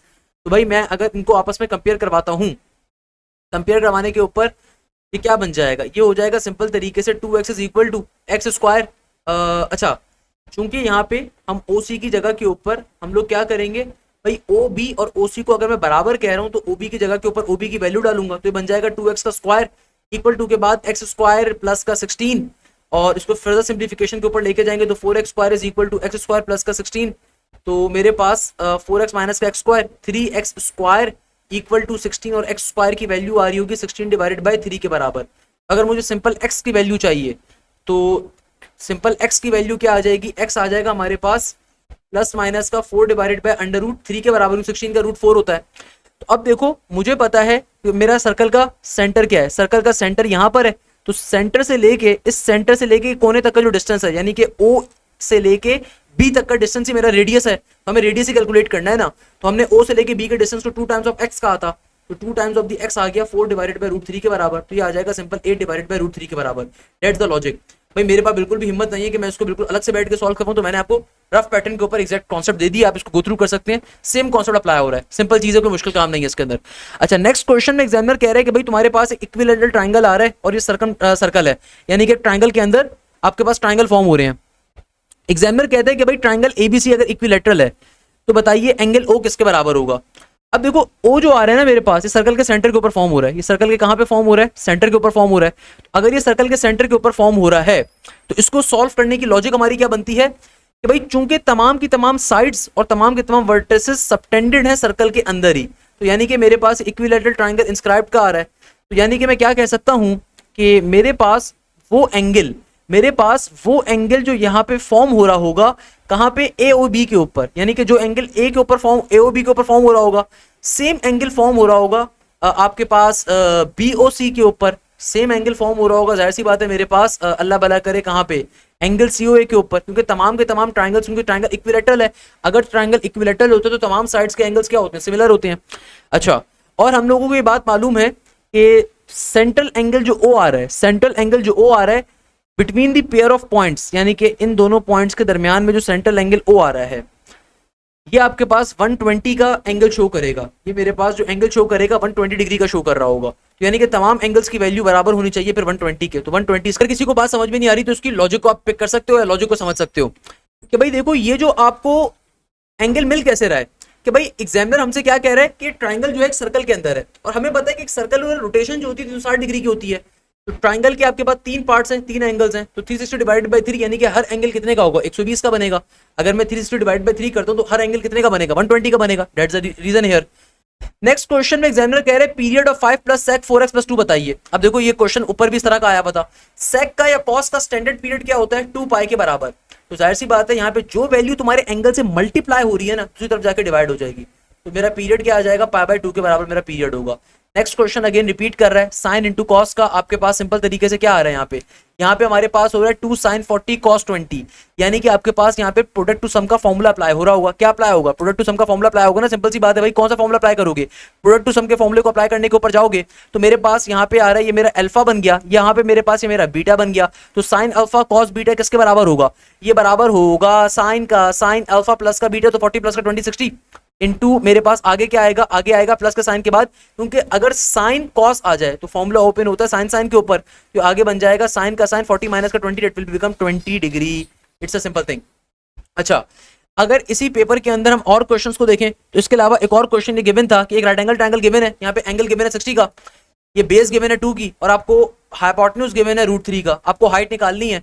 सिंपल आप अप्लाई करो किसको, आप अप्लाई करते हो अल्लाह भला करे किस चीज को, आपको अगर हाइट कैलकुलेट करनी है तो हाइट यहाँ पर आ रही है, थीटा के सामने परपेंडिकुलर होता है, तो we will use tangent theta is equal to they painted black, तो tangent 60 degree is equal to painted P यानी कि परपेंडिकुलर हाइपोटेन्यूज आ जाएगा, बेस मेरे पास 2 के बराबर है, टेंजेंट 60 होता है किसके बराबर 1/√3 के, और 2 यहाँ पे इक्वल 2 के बाद आपके पास आ जाएगा ऊपर आपके पास ऊपर आ जाएगा सिंपल तरीके से क्या चीज, ऊपर मेरे पास आ जाएगा अल्लाह भला करे क्या परपेंडिकुलर का परपेंडिकुलर, और नीचे आ जाएगा बेस बराबर है किसके 2 के, 2 डिवाइड हो रहा है मल्टीप्लाई हो जाएगा, तो P की वैल्यू 2/√3 आनी चाहिए। नेक्स्ट क्वेश्चन में एग्जामिनर कह रहे हैं कि अगर साइन थीटा की वैल्यू 4/5 आ रही है तो बताइए कॉस थीटा की वैल्यू क्या होगी। बेटा यहाँ से थीटा की वैल्यू निकालोगे, उसको कॉस थीटा में उड़ा के डाल दो, आंसर आ जाएगा। तो ये बेसिकली क्या बन गया, ये बन गया कॉस का कॉस, और थीटा की जगह पे क्या आ जाएगा, थीटा की जगह पे आ जाएगा साइन इनवर्स 4/5। इसको सॉल्व करने की लॉजिक मैंने आप लोगों को ऑलरेडी सिखाई भी है। ये क्या बन गया, ये बन गया कॉस का कॉस, और थीटा की जगह पे क्या आ जाएगा साइन इनवर्स 4/5। तो हमारे पास ये डोमेन में लाई कर रहा है, बिल्कुल लाई कर रहा है, -1 से लेके +1 की आपकी डोमेन होती है आपके पास साइन की ना, और इनवर्स के अंदर भी हमारे पास उस पर लाई करेगा। तो अगर मेरे पास साइन इनवर्स 4/5 है तो एग्जिस्ट कर रहा है। अब अगर मुझे सिंप्लीफाई करना है तो क्या करूंगा, सिंपल साइन इनवर्स को कॉस इनवर्स में चेंज करवाओगे। आपके पास साइन का फॉर्मूला क्या होता है, सम पीपल हैव, तो पीपल बराबर है किसके 4 के, पीपल बराबर है किसके 4 के, पीपल किसके बराबर आ रहा है, पीपल में हमारे पास आ रहा है 4 के बराबर, और हाइपोटेन्यूज आ रहे हैं बेटा 5 के बराबर, बेस निकालना है। Simple Pythagoras theorem h² is equal to p² plus b का स्क्वायर, h का स्क्वायर 5 का स्क्वायर इज 25, p का स्क्वायर इज 4 का स्क्वायर इज 16 इंटू b का स्क्वायर, तो b स्क्वायर की वैल्यू आ जाएगी 25 माइनस का 16 9 के बराबर, यानी कि b की वैल्यू आ जाएगी सिंपल 3 के बराबर। तो मैं इसको चेंज करवा लूंगा कॉस का कॉस एज इट इज, इस साइन इनवर्स की जगह पे कॉस इनवर्स, और कॉस का फॉर्मूला होता है curly brown hair, base upon hypotenuse, base बराबर है 3 के, हाइपोटेन्यूज बराबर है 5 के, कैंसिल आउट हो गया, 3/5 मेरा आंसर आ जाएगा। अच्छा नेक्स्ट क्वेश्चन में एग्जामिनर कह रहा है इफ एफ एक्स, अच्छा एक और क्वेश्चन जो आ रहा है ना ये 1/ln x वाला, ये रिपीटेड क्वेश्चन है, ऊपर मैंने अभी सॉल्व करवाया है।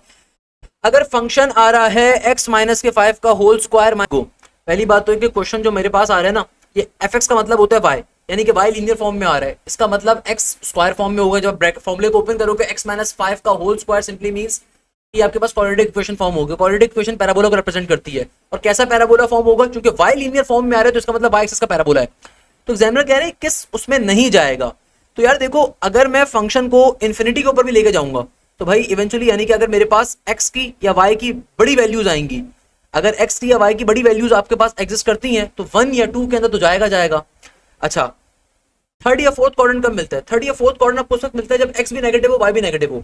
Date is impossible for us, क्योंकि x के ऊपर स्क्वायर होगा ना, y चलो नेगेटिव हो सकता है, x पॉजिटिव ही रहेगा, या फिर एक टर्म पॉजिटिव होनी चाहिए, दोनों टर्म्स कभी भी नेगेटिव नहीं होंगी, दोनों टर्म्स कभी भी पॉजिटिव आपके पास नेगेटिव नहीं आएंगी इस कंडीशन के मुताबिक, क्योंकि आपको कंडीशन क्या गिवन है, कंडीशन गिवन है y is equal to x minus 5 का होल स्क्वायर, आगे माइनस का 2।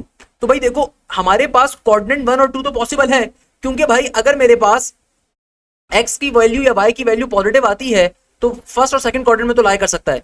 अच्छा हमारे पास थर्ड क्वाड्रेंट में क्यों नहीं लाई करता, क्योंकि थर्ड क्वाड्रेंट के लिए x और y दोनों को नेगेटिव होना चाहिए, जो कि इम्पॉसिबल है इस केस के लिए, सही है ना। थर्ड क्वाड्रेंट में लाई नहीं करेगा कभी भी, फोर्थ क्वाड्रेंट में कर सकता है, अगेन फोर्थ क्वाड्रेंट के अंदर भी ये कर सकता है, कोई इसमें मुश्किल नहीं है, क्योंकि भाई अगर वर्टेक्स आपका राइट साइड के ऊपर मूव करता है, माइनस का अगर वर्टेक्स मेरा राइट साइड पे मूव करता है तो बिल्कुल ये उसके ऊपर मूव कर सकता है। वर्टेक्स अगर राइट साइड पे जाएगा तो जाहिर सी बात है हमारे पास ये फोर्थ क्वाड्रेंट पे जा सकता है, मगर third quadrant is not possible. अच्छा नेक्स्ट क्वेश्चन जो हमारे पास आ रहा है ना बेटा, इसमें एग्जामिनर कह रहे हैं कि भाई तुम्हारे पास वेक्टर आ रहा है 2i + 3j - k 3i - j + k i + j - k, आपको निकालना क्या है a dot product b cross product c, scalar triple product form की आपको रिप्रेजेंटेशन गिवन है। जिन बच्चों ने मुझसे क्लासेस ली थी वेक्टर्स की, मैंने आपको बताया था स्केलर ट्रिपल प्रोडक्ट को लिखने के कई तरीके होते हैं। एक तरीका होता है vector a dot product b cross product c, या फिर एक तरीका क्या होता है, मैंने आपसे कहा था डायग्राम ध्यान में रख लो कि c है, यहाँ पे b है, यहाँ पे a है, a से जब b पे जाएगा या c पे जाएगा या a पे जाएगा, तो यानी कि देखो अगर b से c पे जा रहा है तो इनका क्रॉस प्रोडक्ट है और डॉट प्रोडक्ट पे a होगा, या फिर अगर c से a पे जा रहा है यानी कि c और a का क्रॉस प्रोडक्ट है तो डॉट प्रोडक्ट किसका होगा, b का होगा, या फिर अगर a से b पे जा रहा है a और b का क्रॉस प्रोडक्ट है डॉट प्रोडक्ट किसका होगा, c का होगा। ये तीन तरह के इसके कॉन्सेप्ट्स होते हैं। तो यहाँ पे देखो आपको एग्जामिनर ने पर्टिकुलरली क्या कहा हुआ है, एग्जामिनर आपसे कह रहा है कि भैया तुम्हें क्या निकालना है, तुम्हें तीन वेक्टर्स गिवन है तो a dot b cross product c निकालो। अब जिस बच्चे को लॉजिक नहीं आती होगी ना, वो बेचारा बच्चा पहले b क्रॉस प्रोडक्ट c निकालेगा, फिर जो आंसर आएगा उसका डॉट प्रोडक्ट निकालेगा, ए के साथ। आसान तरीका क्या है, स्केलर ट्रिपल प्रोडक्ट फॉर्म के ऊपर डिटरमिनेंट ओपन करोगे 3/3 का, 3/3 का डिटरमिनेंट डालो, पहले वेक्टर को पहली रो में डालो, दूसरे वेक्टर के कंपोनेंट को दूसरी रो में डालो, तीसरे वेक्टर के कंपोनेंट को तीसरी रो में डालो, सिंपल 3/3 का डिटरमिनेंट लोगे, आंसर आ जाएगा। बेसिक कॉन्सेप्ट है। Next question direction of cosine का आ रहा है, मैंने ऑलरेडी ये क्वेश्चन भी बता दिया, तो मेरी बिल्कुल हिम्मत नहीं है, I am sorry, I will not be solving, direction of cosine already बता दिया था। अच्छा भाई, हमजा अख्तर क्या फरमाते हैं, हमजा अख्तर कहते हैं कि sir population of a town is 100, population of a town is 1000, आपको निकालना क्या था, increment per year is 5%। Okay, यानी कि भाई हमजा अख्तर साहब ने आज जब पेपर दिया तो उन्होंने पेपर देने के बाद अपने क्वेश्चन को शेयर करने के ऊपर गए कि सर देखें हमारे पास क्वेश्चन क्या आया हुआ है, क्वेश्चन आया हुआ है कि सर हमारे पास सिंपल तरीके से एक टाउन की पॉपुलेशन क्या आ रही है, एक टाउन के अंदर एग्जामिनर कह रहा है कि पॉपुलेशन आ रही है 8000 के बराबर, आपको क्या निकालना है, आपको निकालना है increment per year is 5%, in how many years it will be 9261। Percentage का बड़ा बेहतरीन क्वेश्चन आ रहा है, कैसे सॉल्व करोगे, शेयर किया। इसमें बच्चा बता रहे हैं कि सर पेपर में क्वेश्चन आया हुआ था कि भाई population of a town is 8000, increment per year is 5%, how many years it become 9261। Population growth का कॉन्सेप्ट आ रहा है, जिस बच्चे को कॉन्सेप्ट नहीं पता वो सॉल्व नहीं कर सकता। पॉपुलेशन ग्रोथ का फॉर्मूला होता है कि भाई final population is equal to initial population into 1 plus का आर पावर में टी। आपको इनिशियल पॉपुलेशन गिवन है, आपको फाइनल पॉपुलेशन दी जा रही है 9261 की, और एग्जामिनर ने रेट दिया हुआ है आपको 5% का यानी कि 0.05 का, और आपको टी निकालना है। तो पी की जगह पे क्या डालोगे, फाइनल पॉपुलेशन क्या है 9261, इनिशियल पॉपुलेशन आ रही है मेरी 8000 की, 1 प्लस का आर, आर बराबर है किसके 5% का मतलब होगा 5 डिवाइडेड बाय 100 यानी कि 0.05 पावर में टी। अब इसको बैठ के सिंप्लीफाई करवाओगे टी के लिए, टी के लिए सिंप्लीफिकेशन करवाओगे तो आपका पर्टिकुलरली आंसर आएगा, सिंपल इज दैट। अच्छा, और what do you want from your BF और GF, love, romance, harmer, humour या जेलस, कि भाई आपको अपने बॉयफ्रेंड या गर्लफ्रेंड से क्या चाहिए होता है। अब ये माशाल्लाह से फास्ट यूनिवर्सिटी के अंदर क्वेश्चन आया है भाई, देखो भाई हमारा तो ताल्लुक दूर तक नहीं है, तो लव चाहिए होता है आपको, रोमांस चाहिए होता है, ह्यूमर चाहिए होता है, जेलसपन चाहिए होता है। तो चेक कर लो भाई क्या होगा, ऑड वन आउट, ये ऑड वन आउट का क्वेश्चन है by the way. Synonym of summarise आया बता, एंटोनियम ऑफ कंक्लूड आया बता, पोलाइट का एंटोनियम आया बता। I have never seen UFO, यानी कि उड़न खटोला जो होता था ना उसको यूएफओ बोलते हैं, अनफोर्सीन ऑब्जेक्ट, अनफोर्सीन ऑब्जेक्ट इस तरह का नाम होता है यूएफओ। यूएफओ मींस जो आपकी जो खलाई तश्तरी होती है, यानी कि जो एलियंस के आने की शिप होता है उसको यूएफओ कहा जाता है। I have never seen a UFO, इसके ऊपर आर्टिकल आया हुआ था, प्लेस आर्टिकल, अच्छा आर्टिकल में प्लेस करना था। मेन टेंजेंट लाइन के क्वेश्चन थे 3-4, पैराबोला के 1-2 थे, 6 टर्म्स निकालनी थी, सिंपल जीपी का क्वेश्चन आया हुआ था, इंटीग्रेशन में 3-4 आसान क्वेश्चन आए हुए थे, सिंपल 2, 4, 6, 8 का सीक्वेंस था। और इसके अलावा आपके पास एक और क्वेश्चन टर्मिनल पॉइंट वाला आया हुआ था, टर्मिनल पॉइंट यानी कि इस वेक्टर के टर्मिनल पॉइंट्स आपको कैलकुलेट करने थे, यानी कि आप ओरिजिन की बेसिस पे निकालते हो उसको। यूनिट वेक्टर के क्वेश्चंस आए हुए थे, डायरेक्शन ऑफ कोसाइन आया हुआ था, 3/5 of a number is 81, the number is dash, 3/5 of a number यानी कि 3/5 को जब आप किसी नंबर से मल्टीप्लाई करते हो तो आंसर आपके पास आता है 81 के बराबर। तो भाई बताइए नंबर क्या होगा, तो सिंपल तरीके से सिंप्लीफाई कर लो भाई, 3/5 of a number is 81, 3/5 of a number, तो मैंने नंबर को एक्स कंसीडर कर लिया, यानी कि अगर मैं किसी नंबर का 3/5 लेता हूं तो 81 आता है, तो नंबर क्या होगा, तो भाई 3/5 into x equal to 81 condition बन गई। तो सिंपल तरीके से क्या हो जाएगा 5/3, सिंप्लीफाई कर लोगे आंसर आ जाएगा। डी के टेबल में 27 के ऊपर आएगा आपके पास 81, 27 इंटू 5 कर लोगे आंसर आ जाएगा। अच्छा, एक और बच्चे ने अपने क्वेश्चन शेयर अप किए हैं, sir many questions were from the marathon, what is inscribed circle. इसके अलावा लॉग वाले क्वेश्चन आए हुए थे, बता दिए थे मैंने। Sine x minus cos x square वाला क्वेश्चन बहुत दफा रिपीट हो चुका है। अच्छा, एक और बच्चे का पेपर आ रहा है, if a point A B lies on a circle, और आपको सर्कल की इक्वेशन गिवन है, then what is the value of A square plus B square. Okay, if a point A comma B lies on a circle, if a point A comma B lies on a circle, then आपको circle की equation given है x square plus y square is equal to √3। तो examiner कह रहे हैं value of A square plus B square क्या होगी, √3 के बराबर होनी चाहिए। अच्छा बेटा, अब देखो हमारे पास जो नेक्स्ट क्वेश्चन आ रहा है, इसमें एग्जामिनर कहते हैं square is inscribed in a circle of the radius 2 pi, what is the area of the square. Okay, यानी कि मेरे पास एक स्क्वायर है, वो एक सर्कल में इंस्क्राइब्ड हुआ है, तो एग्जामिनर कह रहा है कि अगर तुम्हारे पास सर्कल का एरिया गिवन है, किसके सर्कल का रेडियस गिवन है, सर्कल का रेडियस आ रहा है 2 पाई के बराबर, तो एरिया ऑफ द स्क्वायर क्या है। तो भाई सर्कल का देखो, सर्कल का रेडियस क्या होता है, सेंटर से लेके कोने तक का डिस्टेंस, जाहिर सी बात है इस कोने तक का डिस्टेंस भी क्या होगा, रेडियस होगा, ऐसा ही है ना भाई। तो कंप्लीट क्या बन गया, डायमीटर बन गया, और हमें पता है डायमीटर किसके बराबर होता है, ट्वाइस ऑफ द रेडियस के बराबर होता है। तो अगर रेडियस मेरे पास गिवन है 2 पाई के बराबर, डायमीटर क्या आ जाएगा, सर्कल का डायमीटर आ जाएगा मेरे पास 4 पाई के बराबर। और इत्तेफाक से ना सिर्फ सर्कल का डायमीटर आ रहा है बल्कि स्क्वायर का डायगोनल भी आ रहा है, और हमें पता है किसी भी स्क्वायर का डायगोनल निकालने के लिए फॉर्मूला क्या होता है कि डायगोनल ऑफ द स्क्वायर जो होता है, ये बात मालूम है कि किसी भी स्क्वायर के अंदर जो डायगोनल होता है किसके बराबर होता है, √2 टाइम्स ऑफ द साइड के। तो भाई ये स्क्वायर के डायगोनल का फॉर्मूला होता है कि डायगोनल बराबर होता है किसके, √2 टाइम्स ऑफ द साइड के। तो आपको डायगोनल की वैल्यू ऑलरेडी मिल गई। डायगोनल बेसिकली क्या है, डायमीटर है ना। तो आपके पास क्या आ गया, 4 pi is equal to √2 into side. तो मेरे पास ये क्या आ जाएगा, साइड की वैल्यू आ जाएगी सिंपल 4 पाई डिवाइडेड बाय √2 के। अब अगर मुझे स्क्वायर का एरिया बताना है तो स्क्वायर का एरिया होता है साइड इंटू साइड। तो सिंपल तरीके से 4 पाई √2 को 4 पाई √2 से मल्टीप्लाई करवा दीजिए, ऊपर आ जाएगा 4 पाई इंटू 4 पाई, ये बन जाएगा 16 पाई स्क्वायर, और नीचे √2 जब √2 से मल्टीप्लाई होगा तो 2 बचेगा, तो 2 8 ज़ारे 16, तो मेरा आंसर आ जाएगा 8 पाई स्क्वायर के बराबर। ये क्वेश्चन बाय द वे 2023 की मैराथन के अंदर फास्ट में मैंने करवाया था। नेक्स्ट क्वेश्चन में एग्जामिनर कह रहे हैं कि भैया तुम्हारे पास क्वेश्चन गिवन है कि लिमिट x अप्रोचेस टू 5 और आगे आ रहा है x माइनस का 5 divide by sine x minus का 5।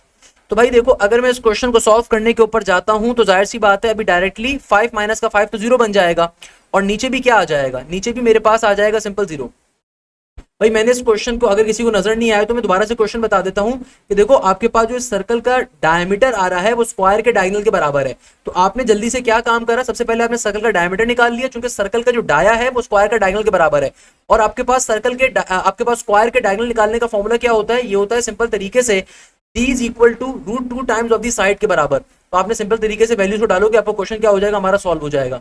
अब देखो नेक्स्ट क्वेश्चन में एग्जामिनर क्या कह रहा है, एग्जामिनर कह रहा है लिमिट x अप्रोच करके 5 के ऊपर x माइनस का 5 divide by sine x minus का 5। तो यहाँ पे एल हॉस्पिटल रूल का इस्तेमाल करेंगे, x का डेरिवेटिव 1 हो गया, -5 का डेरिवेटिव 0 हो गया, साइन x माइनस 5 का डेरिवेटिव क्या होगा, साइन का डेरिवेटिव हो गया cos x माइनस का 5, और फिर एंगल का डेरिवेटिव जब आप लोगे तो x का डेरिवेटिव 1 हो जाएगा, -5 का डेरिवेटिव 0 हो गया। अब आपकी लिमिट जो कि अप्रोच करिए 5 के ऊपर, जहां x आ रहा है 5 डाल दो, तो बन गया 1 डिवाइडेड बाय cos का cos और 5 माइनस का 5 0, cos 0 बराबर होता है 1 के, तो आंसर 1 के बराबर ही आएगा। Sine inverse 1/√2 tangent into sine inverse 1/√2, तो टेंजेंट का tangent as it is sine inverse 1/√2 क्या होता है 45 के, और टेंजेंट 45 बराबर होता है 1 के। नेक्स्ट क्वेश्चन में एग्जामिनर कह रहा है कि भैया तुम्हारे पास एग्जामिनर आपसे क्या कह रहा है कि अगर तुम्हारे पास एक मैट्रिक्स आ रहा है A00 और B आ रहा है A050, what should be the value of A to satisfy the commutative property with respect to multiplication.